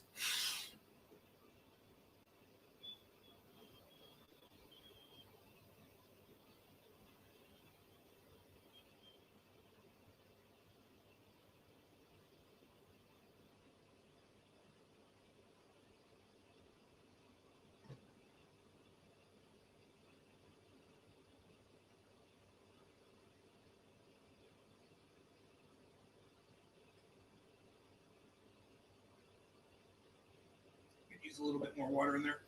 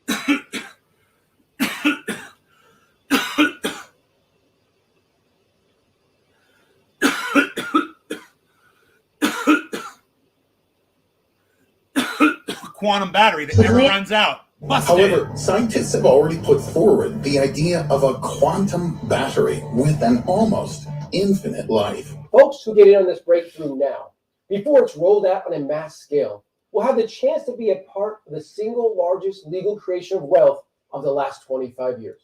So the workings of this nano device are based on completely different principles than usual. It's easy to see why Wall Street is desperately waiting in the wings to load up on shares.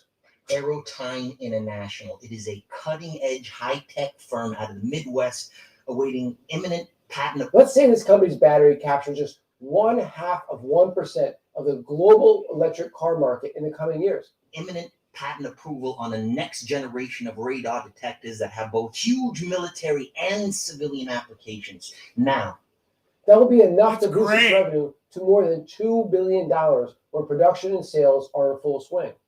That's an incredible Just look at that guy. Can you take him seriously? 746% increase from where it stands He looks today. like a fucking joke. trades over the counter. Would you 10 believe cents that a share. guy? And by the way, John, our analysts indicate it could go a heck of a lot higher than that. A revenue that big could rocket shares into the stratosphere. Your profit on a mere $6,000 investment would be upwards of $60,000. Exactly, you could pay off your mortgage. We could easily see a price share surge of 12,000% or more. Keep in mind, that's just my extremely conservative estimate. And in the case of airtime, based on every technical factor out there, John, we are looking at a grand slam home run. As I believe the market share could end up being much, much bigger. But still, let's say this company's battery captures a still very conservative 3% of the overall electric car market. 4,000, that'd be 40,000 shares, John. Let me lock in that trade right now and get back to you with my secretary with an exact confirmation. Sound good, John? That would be enough to boost its revenue by an earth-shattering 81,000%. At that rate, we could see a share price gain of 36,000% as the quantum glass battery achieves mass market adoption. Quick, take my money. I mean, that's like claiming that just owning a car doesn't cost you money, it earns you money. You say, what would be the probable gross profit from a single robotaxi? We think probably something on the order of $30,000 per year. The fundamental message that consumers should be taking today is that it's financially insane to buy anything other than a Tesla. Just like that, the other guys looked at me like I just discovered fire. And you'll be shocked to find out that that quantum glass battery is bullshit. But before we get into that, all claims of making revolutionary new batteries are bullshit. Now, you might think there's no way I can make such a sweeping statement. Well, a little history. It's now 4 years since John Goodenough, the guy with the Nobel Prize for the lithium-ion battery, claimed to have invented a new battery that was going to blow everything else away. It was in the late 1970s when John Goodenough developed the first lithium-ion batteries. Goodenough! Have announced they've invented a new battery. Dude, like Boris Bad Enough? Are you fucking kidding me? The guy's last name is Goodenough? Come on. Jesus fucking Christ. Look at this fucking idiot up here. Who is this fucking screen? Get the fuck off my screen. Too good to be true. And Ugly the new battery they've come up motherfucker. with is unlike Goddamn anything anyone's ever engineer-looking seen before. motherfucker. Compared to current batteries, it can hold 3 to 10 times the charge, can be recharged in minutes instead of hours, and has a lifespan of over 1,000 cycles, and doesn't go boom in your pocket. And everyone marveled at this new technology, this new perfect battery that was going to change everything. Well, almost everything.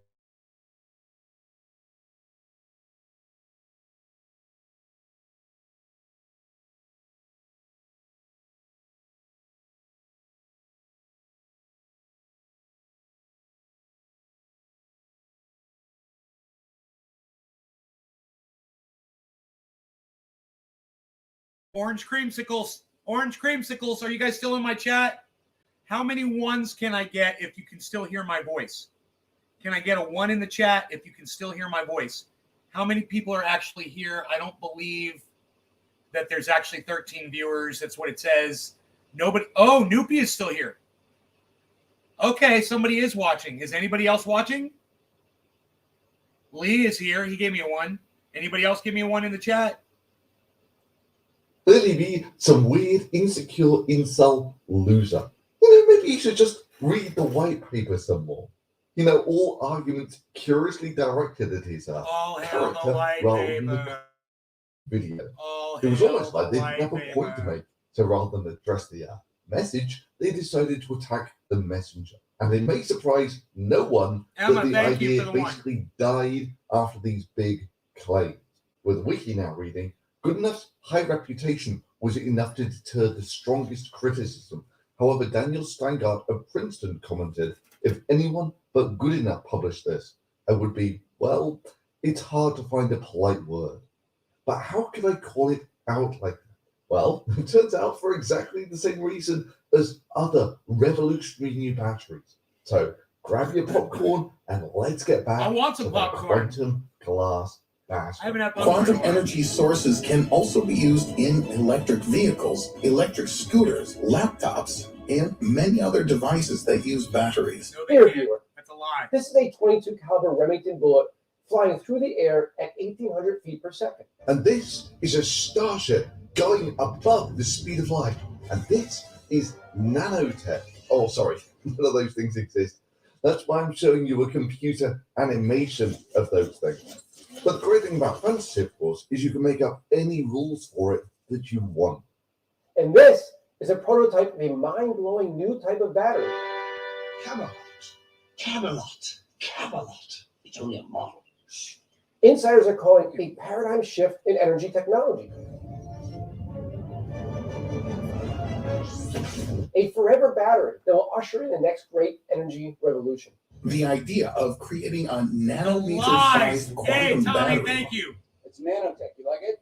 belongs to scientists at both the University of Alberta and the University of Toronto. Even going so far as to call it the Jesus battery, because the properties it exhibits are so miraculous. Forbes calls it simply the battery that could change the world. According to researchers, this little thing is able to hold a smartphone's charge almost forever. Once you charge a quantum battery, you'll never need to connect it to a power network again. Not only does this battery take all three bullets. Dude, that is the world we live in today now, you motherfuckers. Everybody out there that can hear my voice. Any single one of you people that have subscribed to some form of bullshit, and people are telling you, hey, man, that shit's bullshit. It's because of suckers like you that motherfuckers like this can push this down your fucking stupid throats because you're just taking it, you know? And it's the idiots out there that allow these morons to do this shit. I'm so glad that Thunderfoot exposes this bullshit. To the gut like a champ. It continues to generate power flawlessly without skipping a beat. Zero fires, zero explosions, zero danger. It gets better. Here's the same bullet-ridden battery 24 hours later on the same charge. No, seriously, are you not convinced by this? Look, there is a dial saying it's still on the same charge 24 hours later. Who is not convinced by this? Well, for those of you who are, I've got good news. I've just invented this amazing new machine that makes your bank account numbers go up, with our top analysts forecasting it could generate as much as $1 million per second. I know it's hard to believe, but let me show you this machine actually working. Look, I start the machine and the bank account numbers go up. A revenue surge that big could rocket shares into the stratosphere. We could easily see a price share surge of 12,000% or more. Keep in mind, that's just my extremely conservative estimate, as I believe the market share could end up being much, much bigger. That would be enough to boost its revenue by an earth-shattering 81,000%. At that rate, we could see a share price gain of 36,000% as the quantum glass battery achieves mass market adoption. That's where the rank amateurs invest their money. If you'd invested your money in my bank account numbers go up machine, you would have made $45 million already. My point is, right now this company is still small and unknown, giving you the rare chance to be among the first to get in front of this massive revolution. Opportunities like this simply don't land in your lap every day. And maybe decades before we get another chance like this, to get in at the very front of a major multi-trillion-dollar transformative shift. Oh, he's right. If merely my subscribers had bought into this machine, it would have already generated $75 million for each of them. That's an amazing $75 trillion of wealth generation. This could be the moment you remember for the rest of your life, the moment that changed everything. Years from now, you'll be able to look back and tell friends and family you saw this trend coming. Understand the impact it would have and how you were able to make a fortune off it. Oh yeah, you could have made $100 million in 100 seconds. I mean, what if there's only a 1% chance that it's true and you missed out on it? One thing I can promise you, even in this market, is that I never ask my clients to judge me on my winners. I ask them to judge me on my losers because I have so few. Even if you invest a few bucks or just want to learn about what's going on, it's worth it. I believe it's only a matter of time before the tiny company at the epicenter of the quantum glass battery technology revolution becomes the next household name. Oh, it's an amazing idea. If only I had the security of some sort of guarantee that this is good financial advice. In fact, I'm so confident in the quality of my research that I'm willing to give you the strongest guarantee I could think of. If I don't give you the opportunity to see 1000% gains as the quantum glass battery explodes into the mainstream over the next year in our model portfolio, I don't want you to have to pay for my work at all. Your work constituting a video on YouTube that you can watch for free. That's the refund you're offering as a guarantee? That's right. Have a look at everything mentioned here, 100% risk-free for the next 365 days. If you don't see 1000% gains in my model portfolio, if you don't think it's the single most valuable financial resource you've ever had access to, I'll refund every penny of your membership. Wow. Refund the membership that I needed to watch a video on YouTube for free. And that was the strongest guarantee you could think of. That's how confident I am in my work and in the quantum glass battery revolution set to be unleashed across the world on a mass scale. This tiny company is off the radar of just about everyone, including the big boys at Wall Street. Just check out how many Wall Street firms own this stock. 0.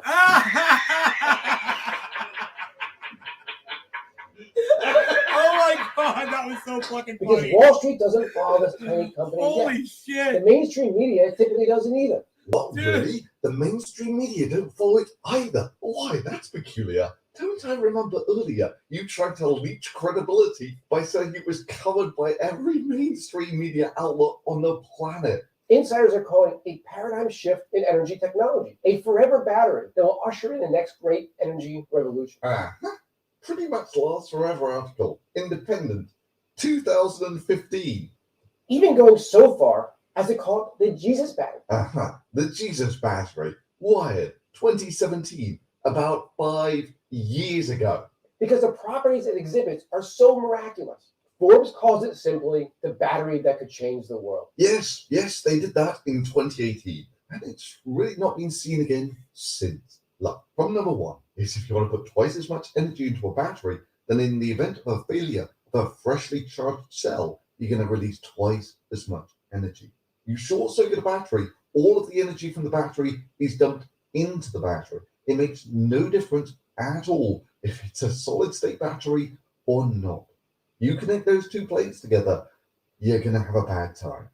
And when you do an incredibly simple calculation, you get a pretty good estimate of what that final temperature will be. The energy density of a lithium-ion battery is about 250 watt-hours per kilo, which is about 900 kilojoules. For a kilo of lithium-ion battery, it takes about 1.5 kilojoules to raise the temperature of that battery by 1 degree Celsius.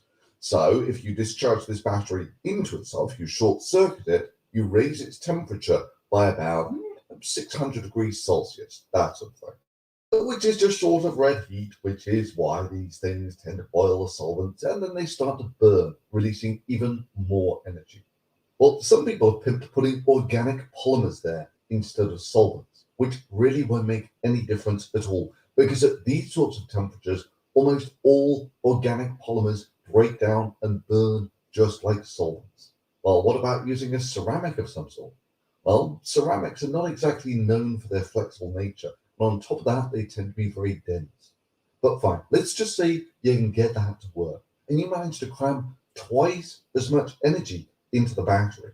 Now, when you get a short circuit, a freshly charged cell's temperature will spike up to about 1,000 degrees Celsius, at which point your failing battery will melt any glass electrodes, any lithium, and most likely through the casing and the car, or your phone, or whatever else you happen to be holding at the time. It's a miracle that battery energy density is as high and as safe as it currently is. Yeah, of course, it does go without saying that Elon Musk was promising a 100 kilowatt hour per kilo battery with a high cycle life produced in volume probably in 3 to 4 years.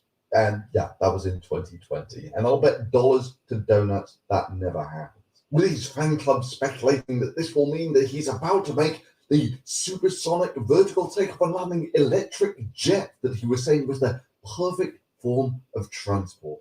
But he's not the only one. There is an endless list of people claiming that they're going to have amazing new batteries on the market in a few years. So Dyson will be able to help SAC-T3 with bringing the technology from lab to market. Dyson aims to complete the development of their first electric vehicle and bring it to market equipped with solid-state battery tech by 2020, but it won't likely happen until 2023. Yeah, so scrolling through my comments from 4 years ago, I found this. But Toyota is currently making solid-state batteries, and this aged poorly. Well, no, not really. Toyota was saying that their new solid-state battery could make it into cars by 2020. And they released a video on the 7th of September 2021 claiming that they had their first all-solid-state battery electric car. All 11 seconds of it. And if you come to Toyota's webpage on batteries, they tell you how many patents they have on this. Doesn't necessarily mean that it's going to be possible. They've just got lots of patents on it. And if you come down, they say how many people they've got working on it, which is all true, of course. They've had hundreds of people working on it for about a decade now, which just sort of speaks to the technical challenges of the problem. You know, that's the sort of material investment you're looking at in trying to solve a problem like that. And even at that, we're on track for limited production by 2025. Yeah, that's limited production doesn't necessarily mean that it'll be safe as a product or that it'll be cost effective as a product. Those are still bridges you've got to cross. And for those who are really convinced by this 10-second clip of a seemingly solid-state electric car means that it's now safe and cost-effective, well, here's about a 10-second clip video of a jetpack working. Does this now mean that jetpacks will be cost-effective and safe to produce? 5 to 10 years.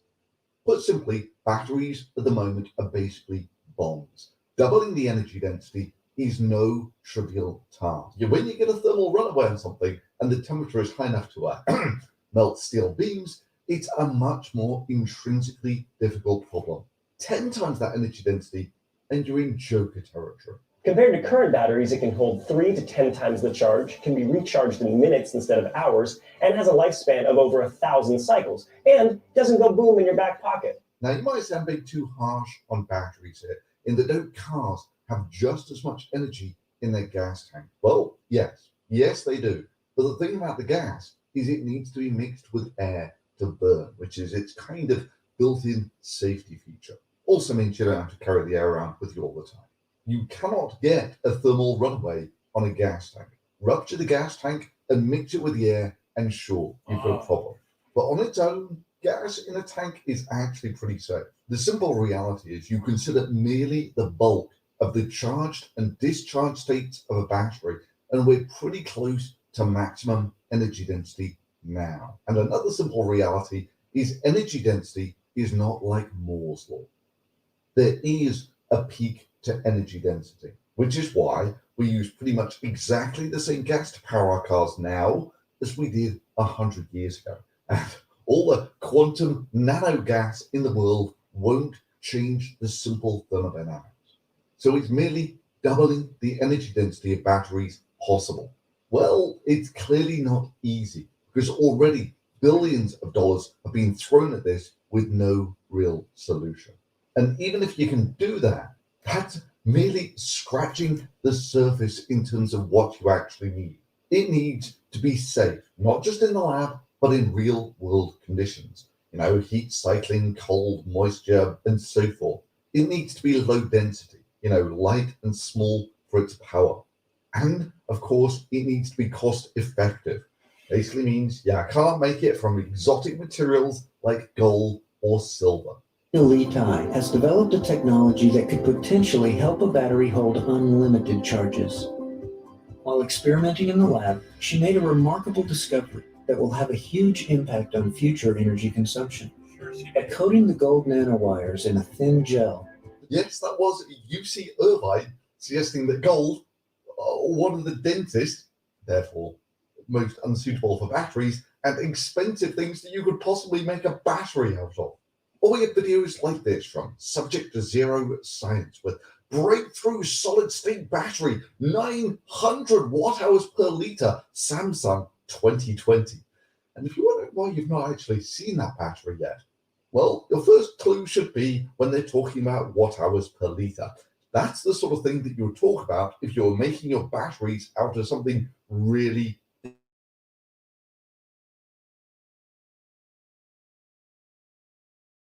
silver. By removing this layer and having only silver atoms playing the part of the matrix. Yes, of course. Replacing the matrix with silver. Podcast. Why didn't someone think that sooner? You can effectively introduce more cathode into the mix, increasing the overall energy density of the battery, or 900 plus watt-hours per liter. So is it impossible to merely double the energy density of a battery in an effective way, in a way that would be market viable? I mean, you take a look at the number of criteria that this thing has to hit, and it's pretty insane. My guess would be this ain't gonna happen for the simple reason that the more energy that you pack into the actual structure of the material, the more likely it becomes that merely looking at this thing sideways will cause a thermal runaway. But what's that? This video aged poorly within one day because a Michigan startup with its Gemini battery power pack powers a Tesla for almost 800 miles. That's almost twice the range of an extended range Tesla. Wait, they didn't just put two regular batteries in a Tesla, did they? It's kind of so vague, it's really difficult to tell what the hell they did. But if you take a look at some of the news articles linked on their website, like this one from Reuters, the second of these battery technologies, called Gemini, sounds like they just put two or something in there, uses one's proprietary energy management system and chemistry in a dual battery range extender architecture. Sounds like they just put two batteries in there. This approach yields 450 watt-hours per litre at a system level. Not entirely sure what a system level means here. And like I was saying, watt-hour per litre is the usual metric that you go for if you're using something that's very dense in your batteries. Anyway, the bottom line is it doesn't greatly matter. There is a chasm between actually having some vehicle that can do something in a one-off and actually being able to mass produce that in a safe form at a cost-effective price point.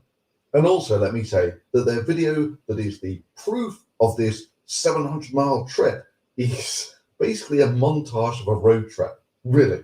You think you've got this battery that is going to completely revolutionize the world, and the best that you can put together is a road trip montage. I was putting stuff like this together 14 years ago. I mean, on top of that, it's now 2022. If it was this epoch-making, why not just live stream the whole thing?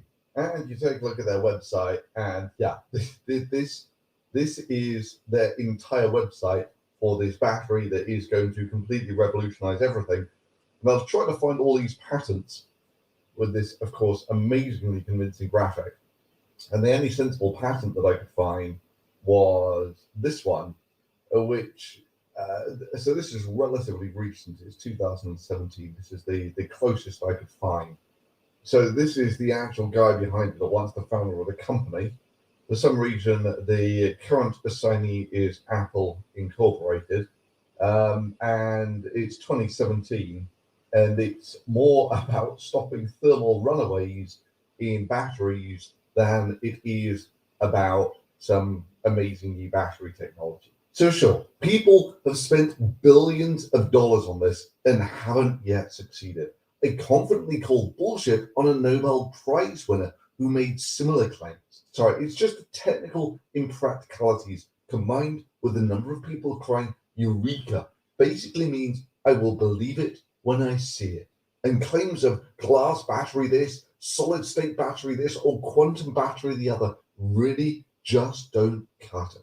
Which reminds me, we're meant to be busting that quantum battery. They suggest that it would be possible to build an almost perfect battery by connecting multiple quantum energy sources to each other. In this case, their individual properties combining together. Thus, if one quantum battery will be charged in an hour, then two could take 30 minutes, and several thousand batteries less than a second. Oh boy, did we enter the matrix today. Sadly, in the real world, that's not how batteries or any energy storage application work. Batteries basically have different electronic states for atoms, and the difference between those two states is the energy that the battery can store. This is why your typical electrochemical cell runs on a couple of volts. That's the difference in the electronic states between the two atoms. But this is just a regular battery. There is nothing special about it. That's why you can never store these incredible amounts of energy in a battery or any material. This little thing is to hold a smartphone's charge almost forever. Once you charge a quantum battery, you'll never need to connect it to a power network again. Yeah, just to be clear, you can't get energy out of a battery that you didn't put in the first place. Owners of mobile devices will be able to use them as much as they like and not be afraid that at the most inopportune moment, the battery will run out. So in this magical world where you can store infinite amounts of power safely in a battery, that does mean that you need to put that almost infinite amount of power in there first. But that's in many ways not your main problem. The main problem is that currently battery energy density is sufficiently high that they're almost bombs. You add almost limitless extra power storage into this thing, and they basically become pocket nukes. Thankfully, they're just talking crap, and this doesn't exist. Oh, well, I mean, these are quantum states, but by that definition, your body runs on quantum energy. Ooh, you know, God, the difference in good. energy states of electrons bound Big Mac one me, baby! configuration of nuclei versus another. Oh, 2 all beef patties, special sauce, lettuce, cheese, pickles, onions on a sesame seed bun. Me, baby. But it's still just a hamburger. It doesn't help that after this, they go on to state that scientists are trying to learn from photosynthesis. This efficiency of plants is inexplicable from the point of view of classical physics. But recent experiments show that photosynthesis uses the well-known quantum effect of particle superposition. Many scientists are trying to apply the principle of photosynthesis to build more effective solar cells. It's like, no, since its inception, solar cells have had higher efficiency than photosynthesis. Yeah, Riddle is just another one of those channels that substitutes good production values, basically high quality stock video footage, for real scientific accuracy. You like this video? Give it a quick thumbs up, subscribe to the channel, click on the bell so you don't miss any new releases. There's still a lot more to learn about all these stunning achievements of science and technology. And they go on to ram the point home like this. Watch how long my hair is. Meanwhile, Chinese inventors have said they are close to creating a perpetuum mobile, or a kind of perpetual motion machine. They promise to soon test their EM drive in space, a quantum engine that doesn't need an external energy source. Yeah, the EM drive, the one that I busted in 2016. Another video which honestly stood the test of time pretty well. If successful in the future, this EM drive will be able to reach the edge of the solar system in just a few months. Amazing. Every word of what you just said is a lie. wrong. This device consists of a magnetron generating microwaves and a resonator, which accumulates the energy of their vibrations. This design allows one to convert radiation into traction. And it works so well that I'm going to show you it working. Oh no, I can't, because with their latest measurements, they found out it generated no thrust. Once they'd excluded the errors that were giving them a false thrust reading. Oh yeah, if only someone could have predicted that 5 years earlier. So instead, I'll just draw some arrows on a picture and tell you this is how it works. Just like this is how starships go faster than the speed of light. So, apparently, the day is fast approaching when we'll finally get an eternal source of energy. Can you imagine for a moment what will happen next? Let's do it together. Shipping services will immediately become cheaper, and in a month, a pleasantly slimmed down electricity bill will come. It's nanotech. You like it? You'll no longer need to buy expensive energy-saving lamps. You'll not have to turn off the lights when you leave the room. Actually, our dreams of an endless and free source of energy. Well, as wizards now.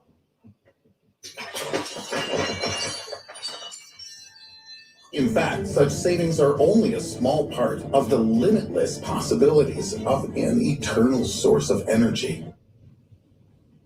Possibly the most important thing for humanity is that wars will lose their meaning because most of them are fought over energy resources. Yeah, and it just goes on and on. Right. I know. I watched Jack Black actually in an interview say that. Profitable almost anywhere on the planet. Even Antarctica could be built up with greenhouses because maintaining the right temperature inside them would be cheap. And yeah, because it's a pet bugbear of mine. If you're going to live your entire life on a spinning ball and you're going to put that ball in a video, at least make sure it's spinning in the right direction. And then with a pure crescendo of stupidity built entirely because you didn't understand the difference between batteries storing energy and generating energy, I give you this. Finally, with unlimited resources, scientists will be able to create spacecraft for interstellar flights. Then we'll finally get the opportunity to colonize other planets, unloading the overpopulated Earth. God, that's so In a word, stupid! An endless source of energy will bring an era of abundance, an unprecedented flowering of scientific and technological Yes, and progress. humans will live forever You in don't know the space. difference between a battery and a generator. I would hold off on the poetic language about an unprecedented flowering of scientific understanding if I were you. But hey, that's kind of why I'm here, to throw a bucket of damn you have it coming on the popular disinformation merchants and a bucket of reality on the recurrent headline of the miracle new battery that's going to change everything, and it's just being discovered. Because this channel doesn't deal with the sweet, beguiling lies of beautiful fantasy. Your profit on a mere $6,000 investment would be upwards of $60,000. It debunks that crap with this. I could pay my mortgage. You hard could pay your reality. mortgage. And if you want to support that, well, why not drop a thumbs up on the video or subscribe? Or if you really want to support the channel, you can do it directly through Patreon. And thanks for watching. Imagine you can pay off your whole mortgage for $6,000. Give me your $6,000 right now. You'll be paying off your mortgage in a year. What a promise. You know?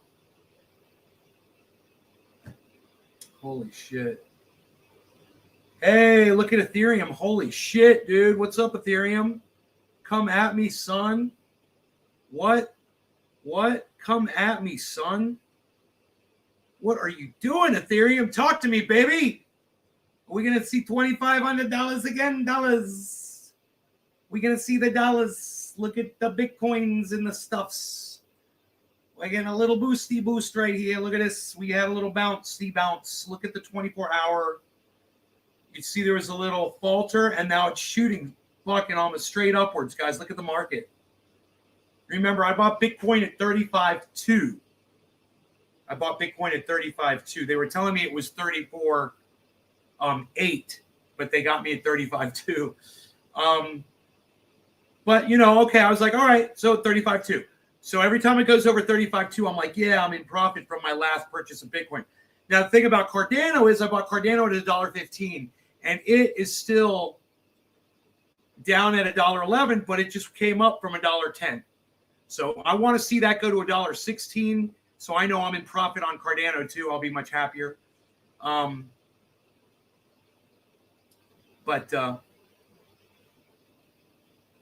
Yeah, we've got the sun. It's an eternal source of energy. Yeah, the sun will be here long after humanity is. You're exactly right. It's an unlimited source of energy, Billy. You're exactly right.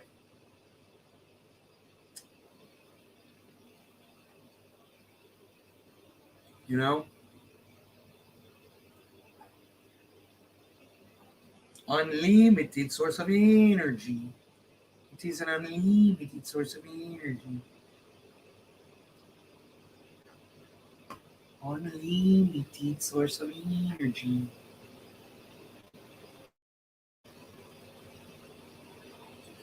Oh, wow. Yeah, that shit ain't going anywhere. I can do anything I want, pal. Palsy. I can do anything I want. I can do this. I can do that. I can do this. I can be over here. I can be over there. I can do anything, and I'm not going to touch anything else. It's going to be great. Look at it. Oh, double click it to select it. Oh, I didn't know that. I just learned something about my software. Okay, cool. Okay, we don't want to see this. No.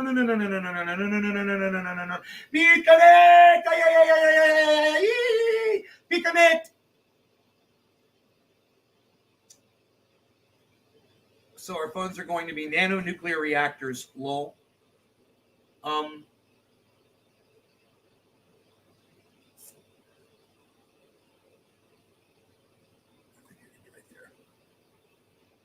I think it's hilarious when I hear free energy. I've had a solar power bank for 2 years that I don't need to charge as long as the solar panel is facing up. I mean, eventually solar panels need to be replaced, but that's it. It's so much. It's unbelievable. And my batteries in my garage, those will need to be replaced at some point too. They'll only last so long. But when the point is when the grid goes down, I have energy.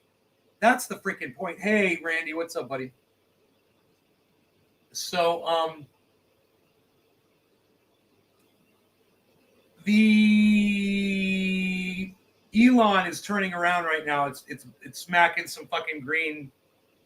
For some reason, it seems to be almost leading. But what I want you guys to look at is the 24-hour spike up.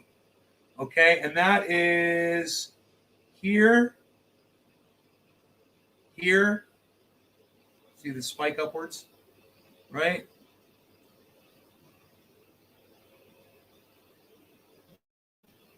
Right here. See that spike up right there? Spike up. Right. Little tiny spike up right there. It's like a hockey stick, right? Spike upwards right there. Look. See that?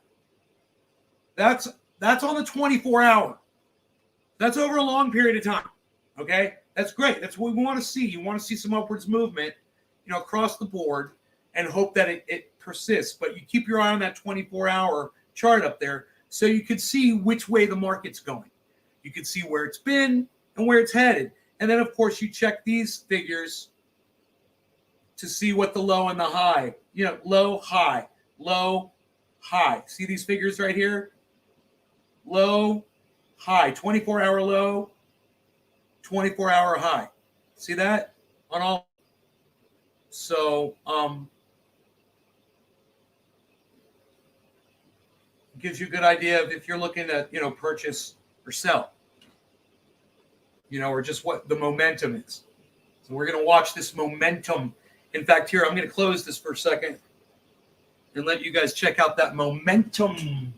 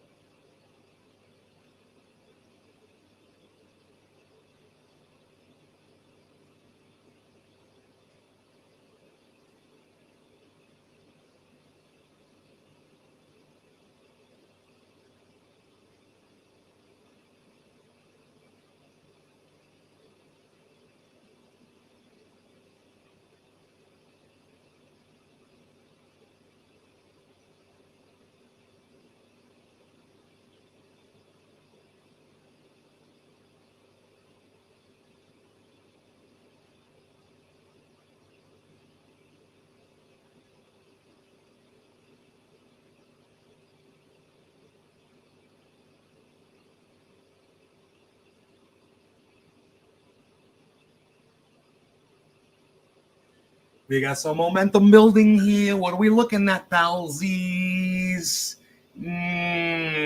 Pro tip, you can charge solar power banks in your grow room, therefore taking back the energy you're using for your lights.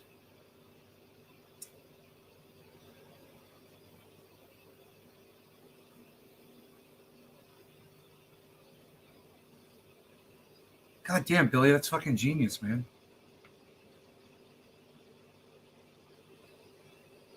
You guys see what's going on right now with the market?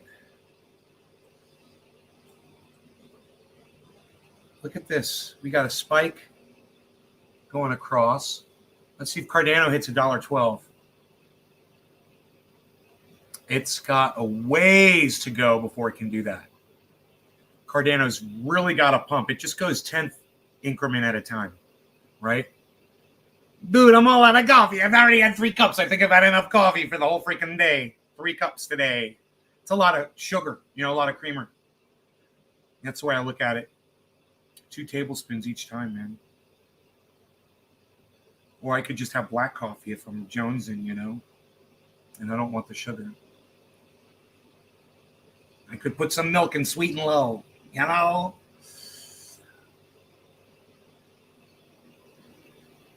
I want to bring you a market recovery, I want to be here when it's crashing, and I want to be here when it's recovering. And at this point, it's doing exactly both. So we've got a lot of things in the red now, but we just can't. We're coming back up again. So those I think they're bouncing back up. If you look at the bottom, Elon's at the bottom, but it's nowhere near where.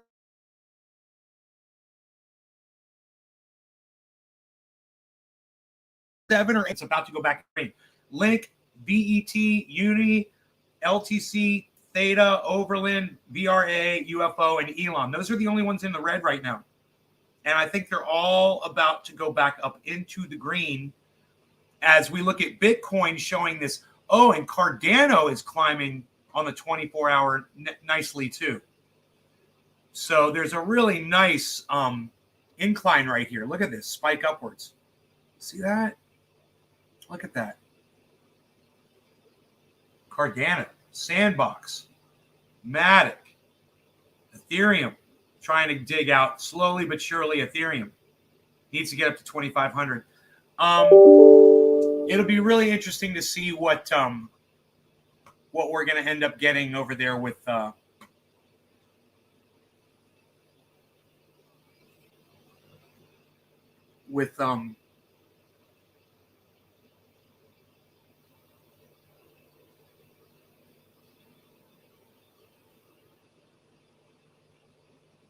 Elon.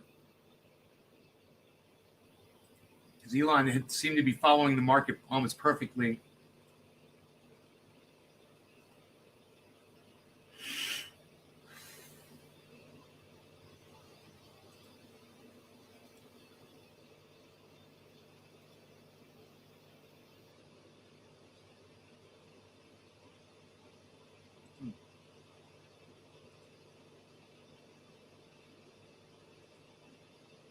Someone tweeted this morning about Jimmy Dore. They're like, man, I wish you would stop making a show about COVID. I was like, right? That doesn't have to be the fucking hill of mud you stand upon, Jimmy. I'm sure I'm standing on a muddy hill as well, but man, take living actually too. We have age restricted your content.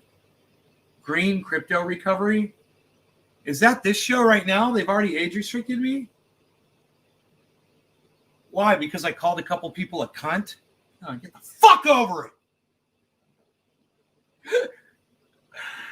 Oh, I love this shit. I love podcasting. It's so much fun. I found my calling. What can I say? I'm a podcaster. You've age restricted your content. Well, suck my dick. How about that?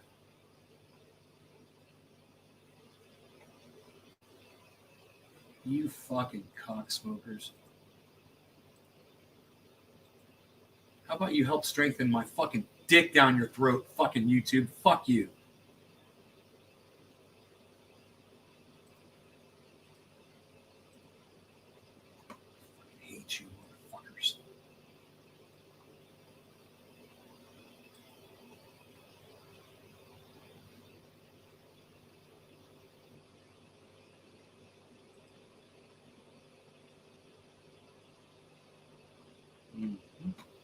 Okay, that works for me.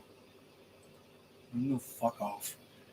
Oh, hello, everyone. Oh, what are we looking at? A little bit of a crypto recovery here. Yes, yes, indeed.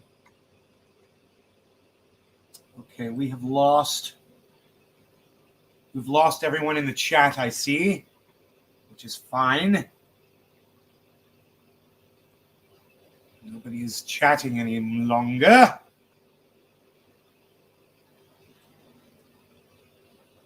Where art thou, chat? Why is the chat invisible here? I don't understand. Maybe I have to redo it, man. I don't know what I did. Did I click something? Did I click something here? Whoa, what was that? Did you see that?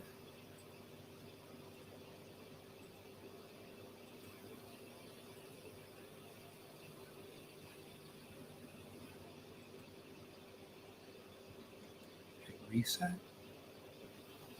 Refresh? Nothing. There's nothing there. Okay, I might have to redo this chat. I don't know, man. There's nothing coming up there. Let's redo the chat. I don't like this one. I'll just have to redo it. It's weird. I don't know why it's not working.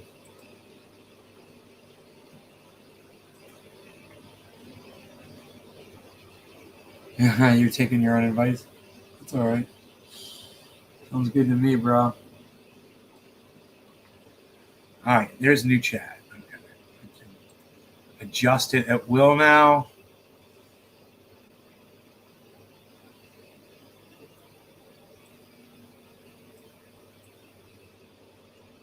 Oh, there it is. I got this.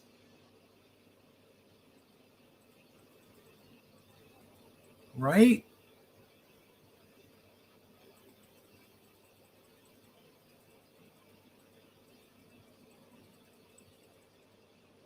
That's good. That chat looks good. Yeah, look at that chat, man.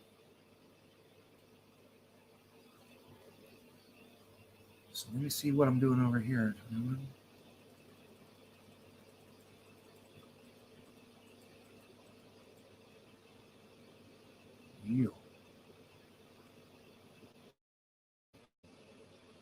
You like that. Nice and bright chat. That's good. Getting my chat game on. Look at that chat, man. That's fucking pro, baby. I gotta watch those settings. They're almost perfect. You can still see the color, and it's invisible, and it's floating over the top of the goddamn. Oh, I love it.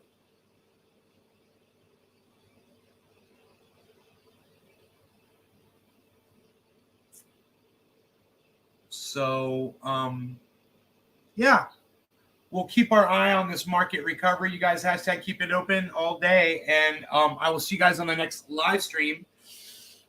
Hope you guys enjoyed this 2.5 hour broadcast. I like to go long, and I like to go hard. All right, you guys. All right. Next time, maybe we'll have some more people here. We'll make it a big much to do about something. All right. Thanks again, guys. Uh-oh, wait a second. Might have an issue here.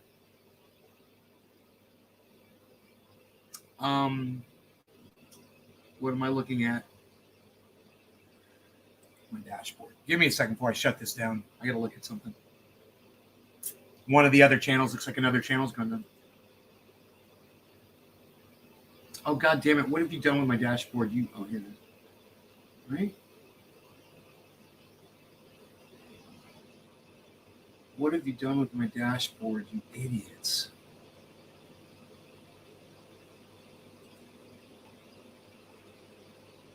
Huh?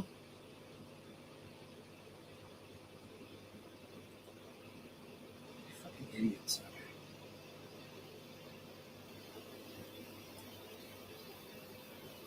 Okay, this is showing all of my YouTube channels are up. That's great. One of my Facebooks is down. Okay, everything looks fine. Everything looks fine. Everything looks normal. Oh, everything is fine. Everything is going to be fine. I'm just going to go out and use the restroom for a moment. I'll be right back. I too shall use the restroom and be right back. Yeah, hashtag keep it open, you guys. Love y'all. Take care. Bye.